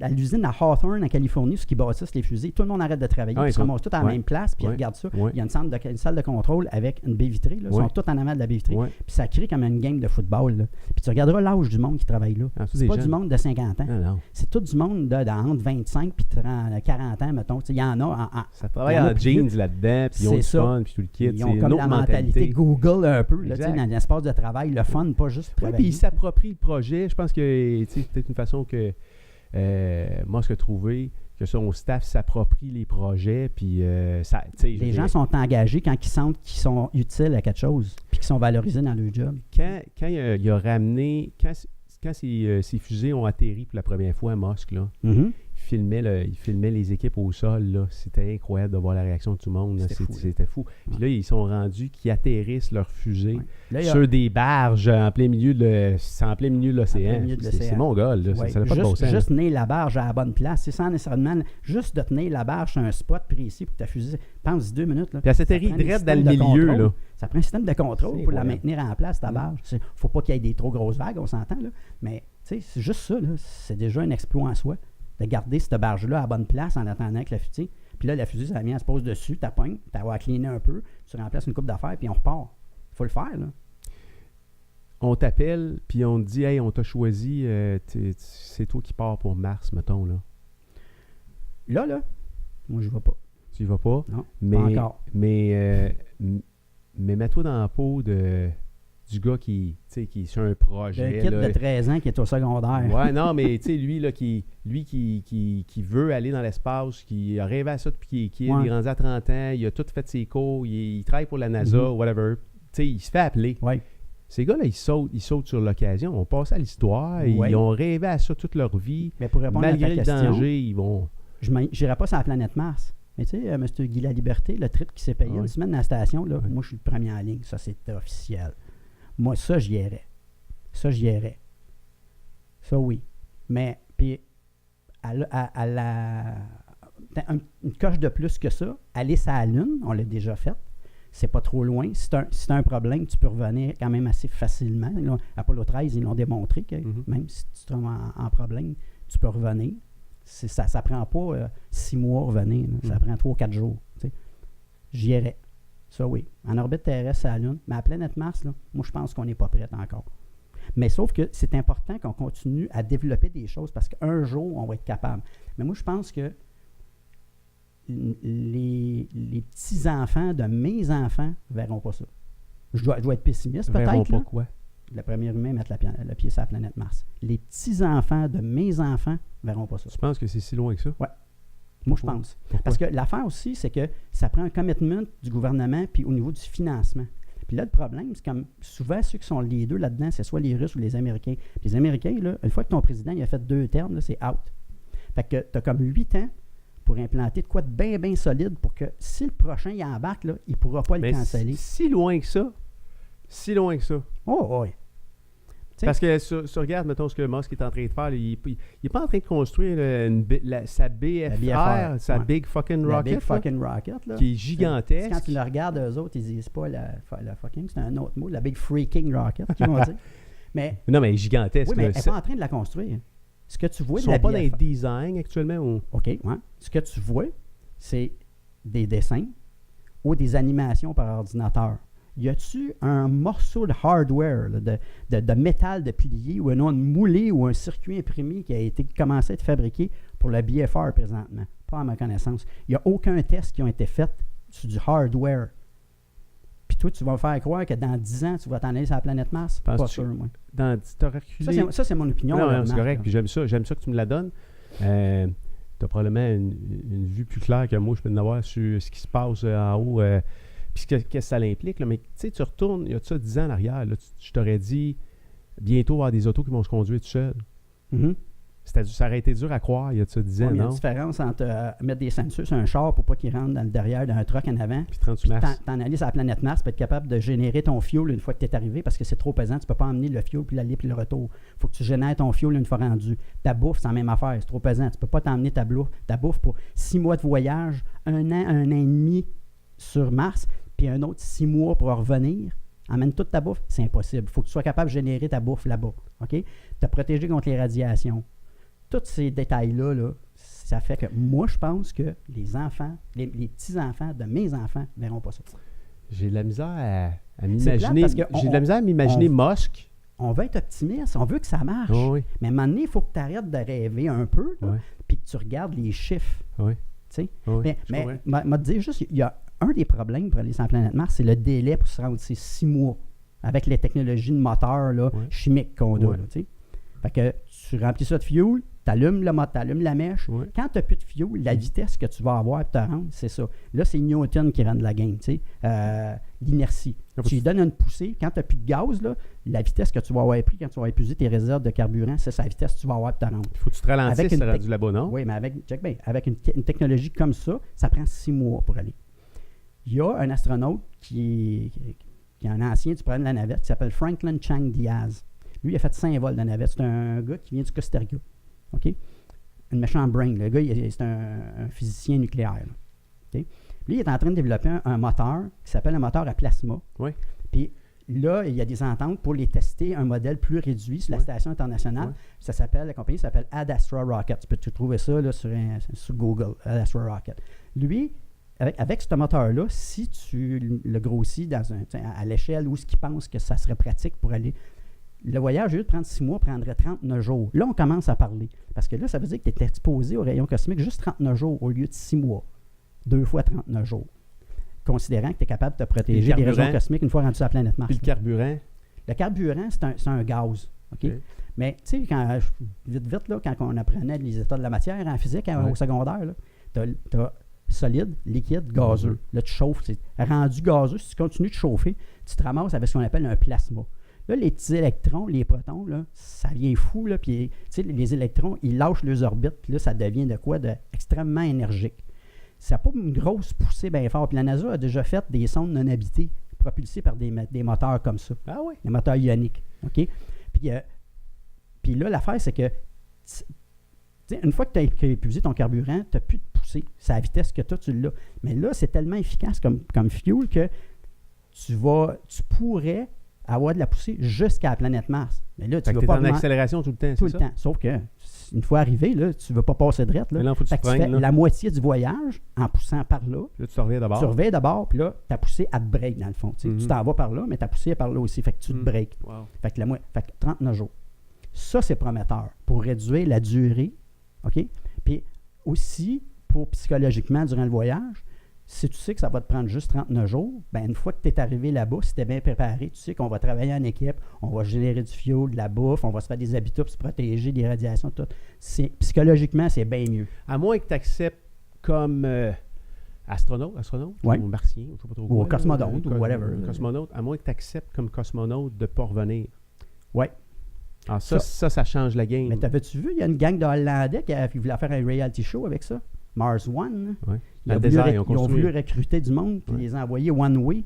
Puis tu le sais là, que tu ne reviendras pas. Ça, là, sais-tu qu'est-ce qui va arriver avec ça? Check bien ça. La chicane a pogné là-dedans. Je ne me ferais peut-être pas des amis avec ça, mais ce qu'on va apprendre à un moment donné, c'est qu'il y a 3-4 gars qui se sont poussés avec le cash. Fait qu'ils vont essayer d'embarquer du monde avec des beaux dessins et des animations par ordinateur, puis ils vont essayer de leur faire croire que nous autres, on sait de quoi on parle. Puis les gens qui vont injecter de l'argent là-dedans, ils n'auront peut-être pas fait le devoir assez pour voir, le gars, est-tu crédible, connais-tu son affaire vraiment, puis tout. Puis à un moment donné, il y a quelqu'un qui va se pousser avec le cash. Là. Ils ont fait une deuxième version, hein? Mars 1? 2, oui. Ah, je sais pas. Ça, j'ai pas vu ça. Moi, je suis comme c'est tellement far-fetched, là, comme on dit en anglais, que je me concentre plus sur ce qui se passe avec SpaceX. Puis Virgin Galactic, c'est le fun, mais c'est pour donner des rides aux touristes. Mais ça, là, écoute bien, là, juste aller à 100 km ou 120 km d'altitude, un vol suborbital. Parce qu'on s'entend qu'il ne rentrera pas en orbite avec son avion. Lui, là. Tu vas monter, mettons, jusqu'à 120 km, puis tu vas revenir. Mais juste ça, là, de voir la courbe de la Terre avec la petite couche bleue. La petite couche bleue, là, OK, voir comment l'atmosphère est fragile, là, ça, c'est quelque chose. Parce que dans les années 70, quand on a commencé à voir la Terre dans son ensemble, là, ils filmaient à travers le bleu, là, tu voyais la Terre. C'est ça qui a parti le mouvement environnementaliste. Parce que là, les gens, ils regardaient la fragilité de notre planète suspendue dans le noir. Là, fait que là, tu dis, ouais, on n'a pas d'autre place pour aller. C'est bien le fun, là, Alien, puis Star Wars, puis tout. Le voisinage est loin, à date, là, la seule place où ce qu'on est capable de vivre, c'est ici. Puis ça, c'est une autre affaire. Puis ça, j'en ai déjà parlé avec mes collègues un peu, puis je sais pas si c'est l'âge, là, mais autant que je peux être enthousiaste avec le programme spatial, autant que je m'en viens environnementaliste big time, là, parce qu'à date, on ne peut pas aller ailleurs. Fait qu'il faut prendre soin de notre planète. Ouais. Parce que dans 200 ans, je donne ça va peut-être être avant, mais moi, j'aime mieux être optimiste, puis dire dans 200-300 ans. Mais dans 200-300 ans maximum, là, elle sera plus vivable, notre planète. Il va y avoir trop de monde, les ressources vont être épuisées, on va polluer ça à l'os. Ouais. Tu sais, tu as des patchs de plastique dans l'océan Pacifique qui sont de la grosseur d'État du Texas. Tu sais, qu'est-ce qu'on a fait à notre planète, là? Tu sais, fait que c'est le fun de vouloir aller ailleurs, mais moi, je pense qu'il faut commencer à prendre une partie de notre énergie puis sauver notre planète à nous ici. C'est clair. Parce qu'à date, là, on ne peut pas aller ailleurs. À moins de découvrir ou d'inventer un système de propulsion là, qui te permet d'aller plus vite que la vitesse de la lumière, genre, là. Théoriquement, ça se fait. J'ai lu, sur papier, quelque chose là-dessus. Ouais, sur papier, ouais. Mais non, mais maintenant ça se fait, là, ça change toute la donne. Là. OK, puis tu te donnes combien de temps pour développer ça, ce système-là? Si tu dis les petits-enfants verront peut-être pas Mars, là, on parle de pas mal une longue période. Physiquement, physiologiquement, quand tu vas t'approcher, plus tu t'approches de la vitesse de la lumière, il va se passer des affaires weird dans l'esprit, là. Qu'on ne connaît pas encore. Qu'on ne sait pas, c'est juste des théories sur papier. Là. Ouais. Attends une minute, là. On a du chemin à faire. Là. C'est clair. Moi, je pense qu'on va commencer par essayer de se rendre sur la planète Mars en 39 jours, puis on verra après pour aller aux étoiles. Moi, j'ai de la misère à concevoir Musk, parce que là, tu parles des enfants, là, on est à 3 générations de suite. D'ici, lui est mort. Là. Mais j'ai de la misère à concevoir Musk de son vivant, d'accepter de ne pas aller là. C'est plate, mais il va falloir qu'il l'accepte parce que ça ne marchera pas. Je crois pas ça. Puis comme j'ai peut-être l'air bien pessimiste, mais ça fait quand même 50 ans que j'étudie le programme spatial. Fait que le développement des différentes technologies, je les ai vus aller, moi. Il a envoyé son char, pareil. Ça, c'est cool, là. C'est un méchant beau stunt publicitaire. Hein? Moi, là, quand j'ai... Starman.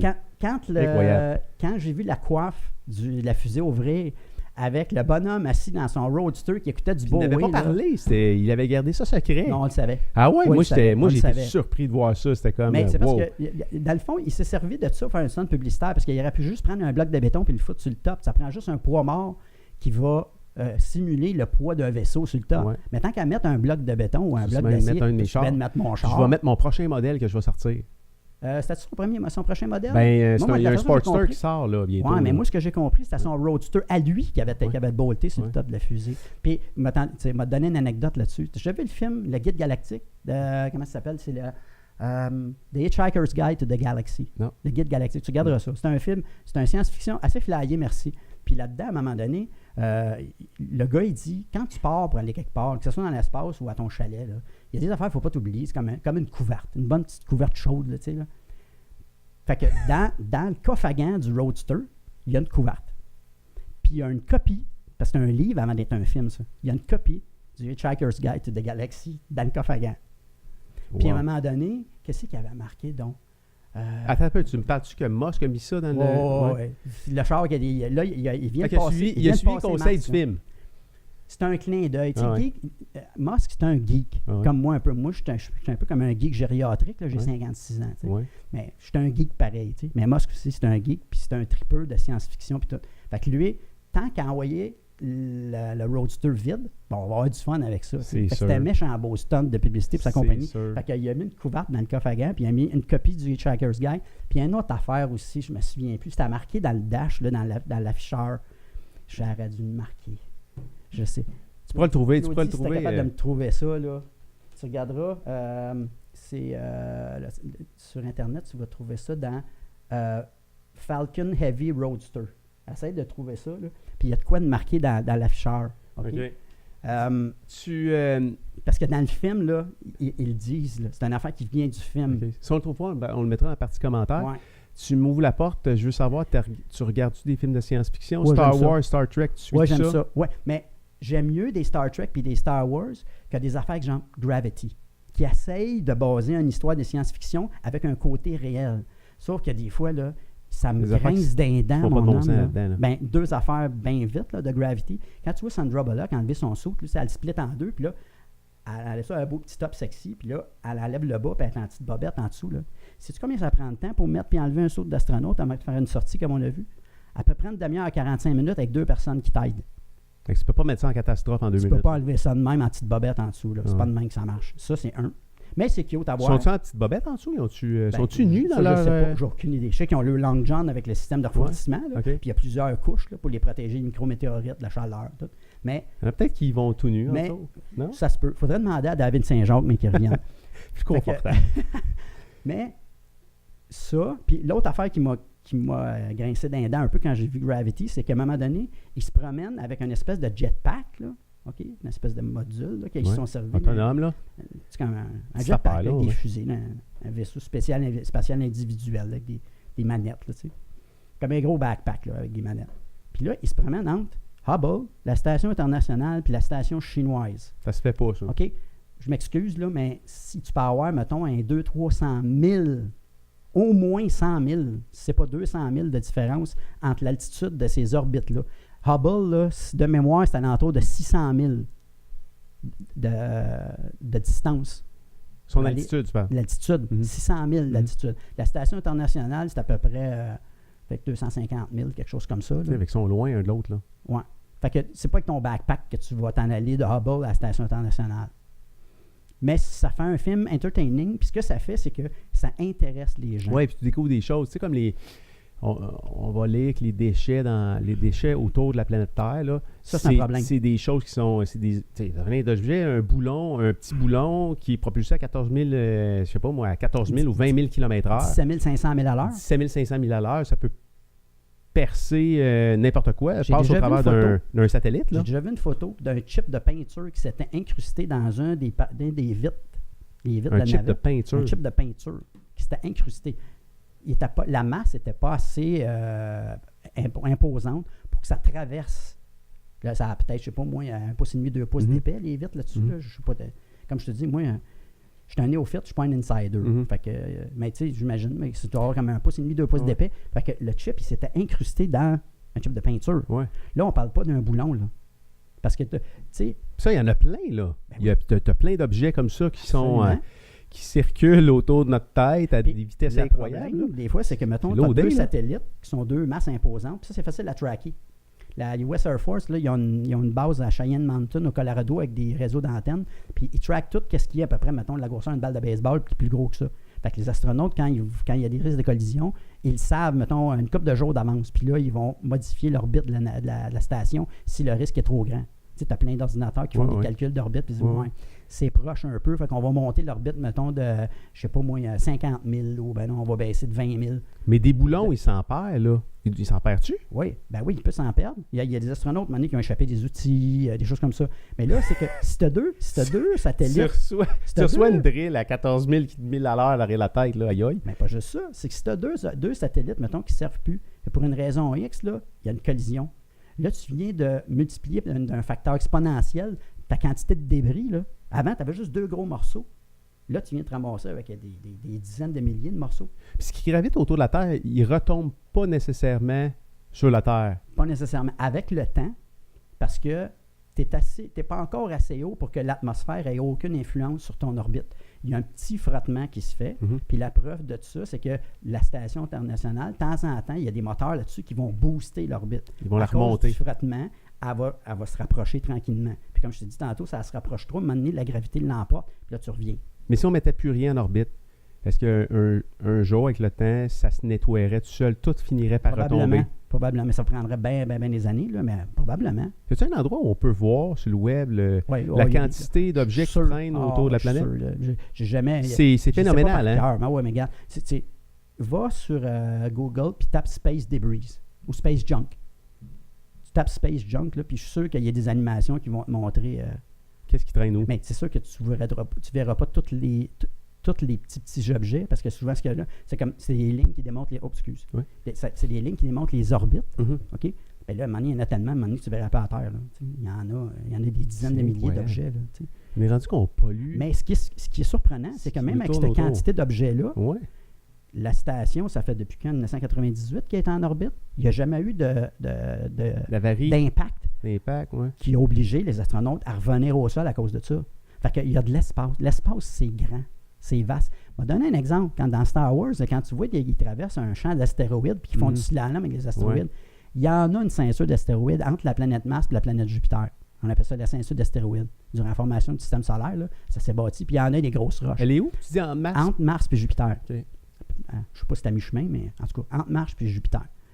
Puis, quand tu regardes les distances réelles, là, ça peut être plusieurs centaines de milles, sinon des milliers de milles entre chacun des astéroïdes. Fait que c'est pas vrai que tu vas faire du slalom dans un champ d'astéroïdes. Mais ça fait un maudit beau film, par exemple. C'est pas bien plus cool. Quand tu vois Obi-Wan Kenobi qui fait du slalom, c'est vraiment que ça fait un beau... Mais c'est pour ça que je te dis qu'à un moment donné, il faut que tu aies un esprit critique. Puis quand tu étudies ça, ben, tu dis, OK, c'est de l'entertainment, mais il faut que tu saches que c'est de... Le problème, c'est que si tu n'as pas assez de connaissances, si tu n'as pas d'esprit critique, tu vas regarder ça, tu vas penser que c'est le même. Ça, c'est le côté pernicieux d'Hollywood. Oui. Star Wars ou Star Trek que tu aimes le plus? Star Wars. Oui. Ouais, parce que Star Wars, c'est complètement imaginaire. T'es way out. Là. Tandis que Star Trek, c'est quand même un voyage. Puis là, eux autres, ils voyagent en hyperespace, tu sais, avec puis ils vont voir d'autres mondes. Mais je dirais, je ne sais pas pourquoi, mais j'ai jamais été un gros Trekkie, moi. Mais j'aime ça. Je l'ai déjà regardé. Au niveau technologique, là, les Trekkers ou les films de Star Trek, tu vas souvent voir des équipements, les vieux films de Star Trek, des équipements qui ressemblent à ce qu'on utilise aujourd'hui. Ouais. Un téléphone à flip ou une tablette. Une tablette. Ouais, toi aussi, tu as vu ça. Moi aussi, j'ai vu ça passer. Ça, j'ai trouvé ça cool. Des affaires que dans les années 70, ils te montaient ça quasiment en noir et blanc à la télévision. Là. Puis là, aujourd'hui, ça ressemble à ça en maudit, c'est qu'on utilise. Là. C'est clair. T'as-tu amené d'autres choses avant qu'on se laisse? Des affaires tu voulais me montrer? Il y a deux choses que j'aimerais ça peut-être faire bénéficier à tes auditeurs. Oui. Tu sais, il y a un film qui vient de sortir sur la vie de Neil Armstrong. Qui s'appelle First Man. Le premier homme. Oui. Ça aurait été une belle occasion à Hollywood de raconter l'histoire du premier alunissage. Ils ont voulu raconter l'histoire de Neil Armstrong. Moi, je suis allé voir le film, puis malheureusement, avec mes connaissances, je suis sorti de là un peu déçu puis triste. Parce que j'ai déjà vu... Moi, je ne l'ai jamais rencontré, Armstrong. J'en ai rencontré d'autres. Vite de même, là, en 2012. Tu sais, quelqu'un qui tripe sur le football, tu voudrais aller au Super Bowl une fois dans ta vie. Hein? Moi, je ne tripe pas sur le football, je tripe sur les astronautes. Je suis allé au gala de la fin du 40e anniversaire de la fin du programme Apollo au Kennedy Space Center pendant 4 jours. Ce petit carton-là ici, là, il m'a coûté 650$ US, juste le carton, pour avoir accès à toutes les activités pendant ces 4 jours-là. Mais ça le valait 10 fois. Okay?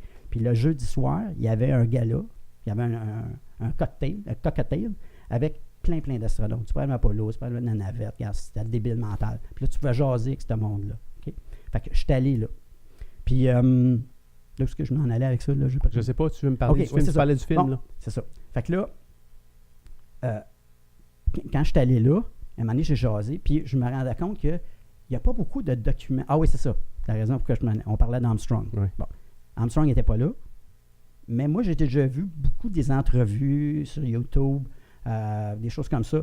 Puis tu vois un peu le caractère. Tu sais, à force de lire puis de regarder des documentaires ou non, des discours qu'il a fait, tu vois un peu le caractère de ce gars-là. Il était réputé pour être quelqu'un qui était un peu taciturne puis pas très expressif. C'est un pilote de chasse, c'est un gars de data. Tu lui donnes une job à faire, il va faire son vol d'essai, il va revenir, puis il va te décrire tout ce qui était supposé de faire, puis comment ça a marché. C'est pas un gars d'émotion. Non, il n'est pas des émotions, okay? lui. Mais de là, elle a démontré comme une espèce de bloc de glace robotique, comme j'ai vu dans First Man.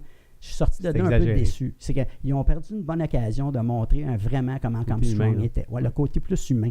Parce que il avait un super bon sens de l'humour, Armstrong. Il va avoir une femme et des enfants, ce gars-là? Oui, il y a une femme. Mais il a perdu sa petite fille quand il avait 24 ans, une petite fille de 4 ans. Là.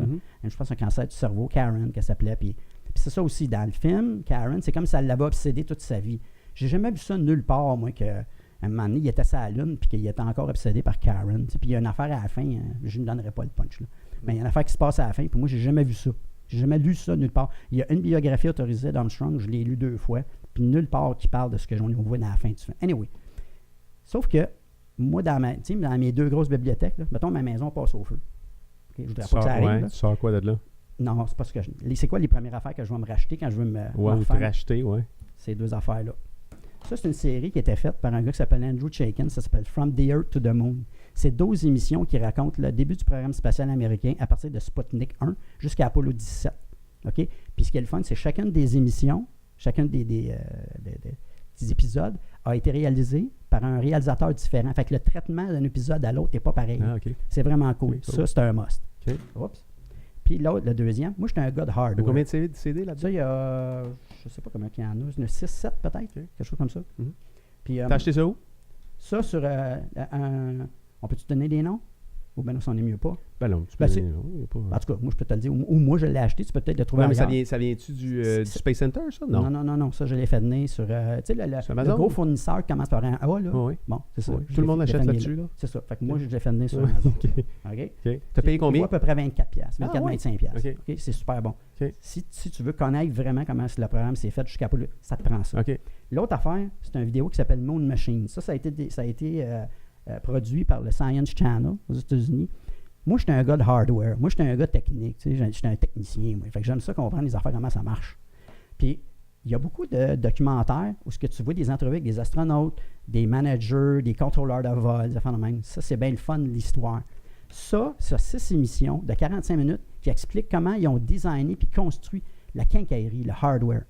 Fait que tu en as un sur le module de commande, le module lunaire, le SOUT, le système de guidage inertiel qui est complètement débile, la grosse fusée Saturn V de 363 pieds de hauteur, puis ils ont les 3 dernières missions, l'Apollo 15, 16 et 17, il y avait un petit véhicule électrique, une espèce de petit Jeep électrique pliable. OK? Comment ils ont développé puis construit ça. Fait que ça, là, c'est une mine d'or. Moi, ça, c'est le premier que je me rajouterais. Parce que j'étais un gars technique, j'aime ça comprendre comment les affaires sont fabriquées. Fait que si on a un conjoint ingénieur, là, mettons, là, pour Noël, ça peut être un là-dessus. C'est ça. Fait que ça aussi, c'est comme 24$. Là. Ça, c'est débile. Okay. C'est ça. Puis il y a des livres, puis il y a toutes sortes d'affaires. Puis même si tu vas sur YouTube, puis tu tapes... Hey, si tu vas sur les archives de Radio-Canada, je ne sais pas si c'est encore là, mais j'ai déjà vu, tu vas sur les archives de Radio-Canada, puis tu peux avoir la retransmission, justement, qu'Henri Bergeron, dans le temps, là, t'es ça. Tu peux les trouver. Tu peux les trouver là-dessus. Sur les archives de Radio-Canada. Je pense qu'il y a un canal YouTube. Il faudrait vérifier. Là. Okay. Mais ça, t'es ça. Okay? Wow, c'est super intéressant. Peut-être une dernière affaire. Oui. Quand je te disais que moi, j'aime Internet parce que tu peux trouver n'importe quoi. OK? J'ai fait une couple de conférences au Cosmodome à un moment donné, puis juste pour le fun, en cherchant, là, OK? Il y a une roche lunaire au Cosmodome, elle est prêtée par la NASA, puis tu peux la voir là, devant toi. C'est une roche qui vient de la mission Apollo 15. Bien, j'ai trouvé le pedigree de la roche. Parce que ça, là, c'est des données scientifiques qui sont du domaine public. OK? Fait que la partie de cette roche-là, là, qui est ici, là, OK? Ça, c'est la roche qui est au Cosmodome. Mais tu sais, tu trouves n'importe quoi. Écoute bien, là. Un bout de roche d'à peu près 4 pouces de long, là, ben, je peux te dire de où ce qu'elle vient, c'est la Lune, où qu'ils l'ont ramassé. Tu peux le trouver sur le web. Tu peux le trouver cette information-là. Oui, parce que les échantillons sont tous répertoriés, ils ont tous des numéros. Fait que je peux te dire qu'elle vient de quelle place ça a Lune. Ouais. NASA, leur site web, y a-tu beaucoup de stock aussi? Oui, c'est bien fait. Oui, c'est bien fait. Des documents vidéo, ils ont-tu des documents sur le site web ou ils ont peut-être une chaîne? Je pense qu'ils ont une chaîne YouTube qui est vraiment hot. Ils ont compris que les médias sociaux travaillent pour eux autres. Fait que c'est sûr. C'est Twitter, Instagram. Ils ont tous des comptes. On va, Mike, probablement d'ici la fin de l'année, là, en tout cas dans la période juste avant les fêtes, avoir un petit groupe de jeunes avec nous autres. Là, j'attends des confirmations, mais des cadets de l'air, c'est des jeunes qui pilotent, commencent à piloter des aéronefs. Déjà, ils ont un intérêt en aéronautique. Oui, fait qu'on est en train de préparer, en tout cas, on va préparer ça ensemble avec Sébastien, puis peut-être la Maison des Jeunes. On va préparer une émission qui va être diffusée ici dans le studio, mais avec des jeunes. Les jeunes vont pouvoir poser des questions. Bien hâte de faire ça avec toi parce qu'il y a du matériel là-dedans là, pour intéresser, les vieux, les plus vieux. Là, c'est une histoire qui gagne à être connue. Ça. Oui. Puis je pense que les jeunes ne réalisent pas à quel point de où on arrive, puis à quel point ce qu'on a dans nos mains aujourd'hui, là, c'est précieux. Là. Tu sais, ton sel, là, tu vas peut-être... On prend ça pour acquis, toutes ces affaires-là qui nous entourent, là, mais il y a tellement d'histoires en arrière de ça. Autant que la NASA fait des gros efforts pour diffuser et rendre ça intéressant, moi, je peux te dire que quand tu regardes quelqu'un qui marche à la Lune, qui ramasse des roches avec un Jeep électrique sur la Lune, en tout cas pour moi, c'est beaucoup plus intéressant que tu regardes un astronaute qui prend 4 heures pour changer un système de refroidissement à la manière que c'est à la station internationale. Fait que c'est le fun de voir ça, mais il faut être craqué en maudit pour t'asseoir plus qu'une heure puis regarder, mettons, pendant 15 minutes, le gars qui va débolter 4 bottes. Là, mais au niveau sécurité, c'est comme ça qu'il faut que ça fonctionne. Ouais. Fait que c'est sûr que la gestion du risque en 2018 n'est pas comme en 1969. C'est clair. Tu as appris des affaires, puis tu as changé des méthodes parce que tu dis, ouais, dans ce temps-là, ils ont peut-être pris des risques. Là, c'est clair. Mike, c'est super le fun de jouer avec toi. Tu sais, t'es vraiment une bibliothèque sur pattes. Je suis vraiment impressionné. Puis on pourrait parler pendant des heures. Je suis allé avec mon fils l'autre fois chez vous. Puis quand on est sorti, il dit hey, il en connaît des affaires, le monsieur. Puis il parle beaucoup. Je te dirais un peu comme quand je fais des conférences. Généralement, à la fin de la conférence, je vais toujours lui dire j'espère que vous avez eu autant de fun à l'écouter que moi, j'ai eu à la monter, la conférence. Parce que moi aussi, j'en apprends souvent. Encore, après 50 ans, j'apprends des affaires en montant mes conférences. En tout cas, merci de ta générosité, Mike, de t'être déplacé ici ce matin avec ton stock. Là, puis je sais que tu as beaucoup d'autres stocks chez vous. On va pouvoir peut-être voir les plus grosses maquettes. Peut-être amener une couple de maquettes, puis peut-être se préparer avec des photos, puis une couple de vidéos pour montrer ça à ces jeunes-là. Un décollage de Saturne V, là, c'est quelque chose. Là, à part d'être sur place, là, c'est quelque chose. Quand tu dis 6,5 millions de livres, tu lèves ça straight up. Puis la tour de service qui est à côté, il y a à peu près peut-être 400 pieds, là, à peu près 400 pieds. Bien, quand les moteurs passent la tour, là, cette affaire-là de 6,5 millions de livres, ça roule à 60 000 à l'heure. Déjà. En hauteur. En haut de la tour, là, ta fusée elle roule déjà à 60 000 à l'heure. Puis ça paye 6,5 millions de livres. Ça pousse un méchant temps en bas. Là. Incroyable. C'est des affaires qui sont intéressantes à regarder. En tout cas, on se trouvera des affaires. Je suis sûr que tu as plein de surprises de même dans ton coffre à trésor à la maison. Merci, Mike. C'était super le fun. Ça fait bien plaisir. Merci, Claudie. Merci, Claudie. Fleur, merci pour les photos. Photographe en studio, merci beaucoup. Salut tout le monde. On se parle bientôt. Ciao.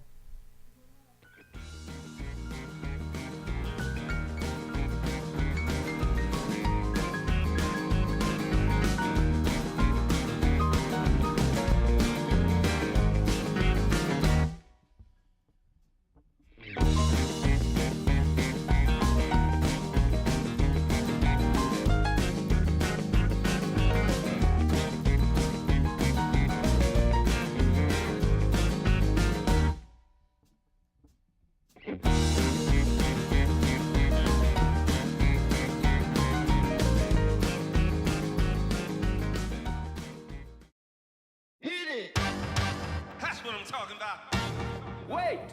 Okay, now, from the beginning.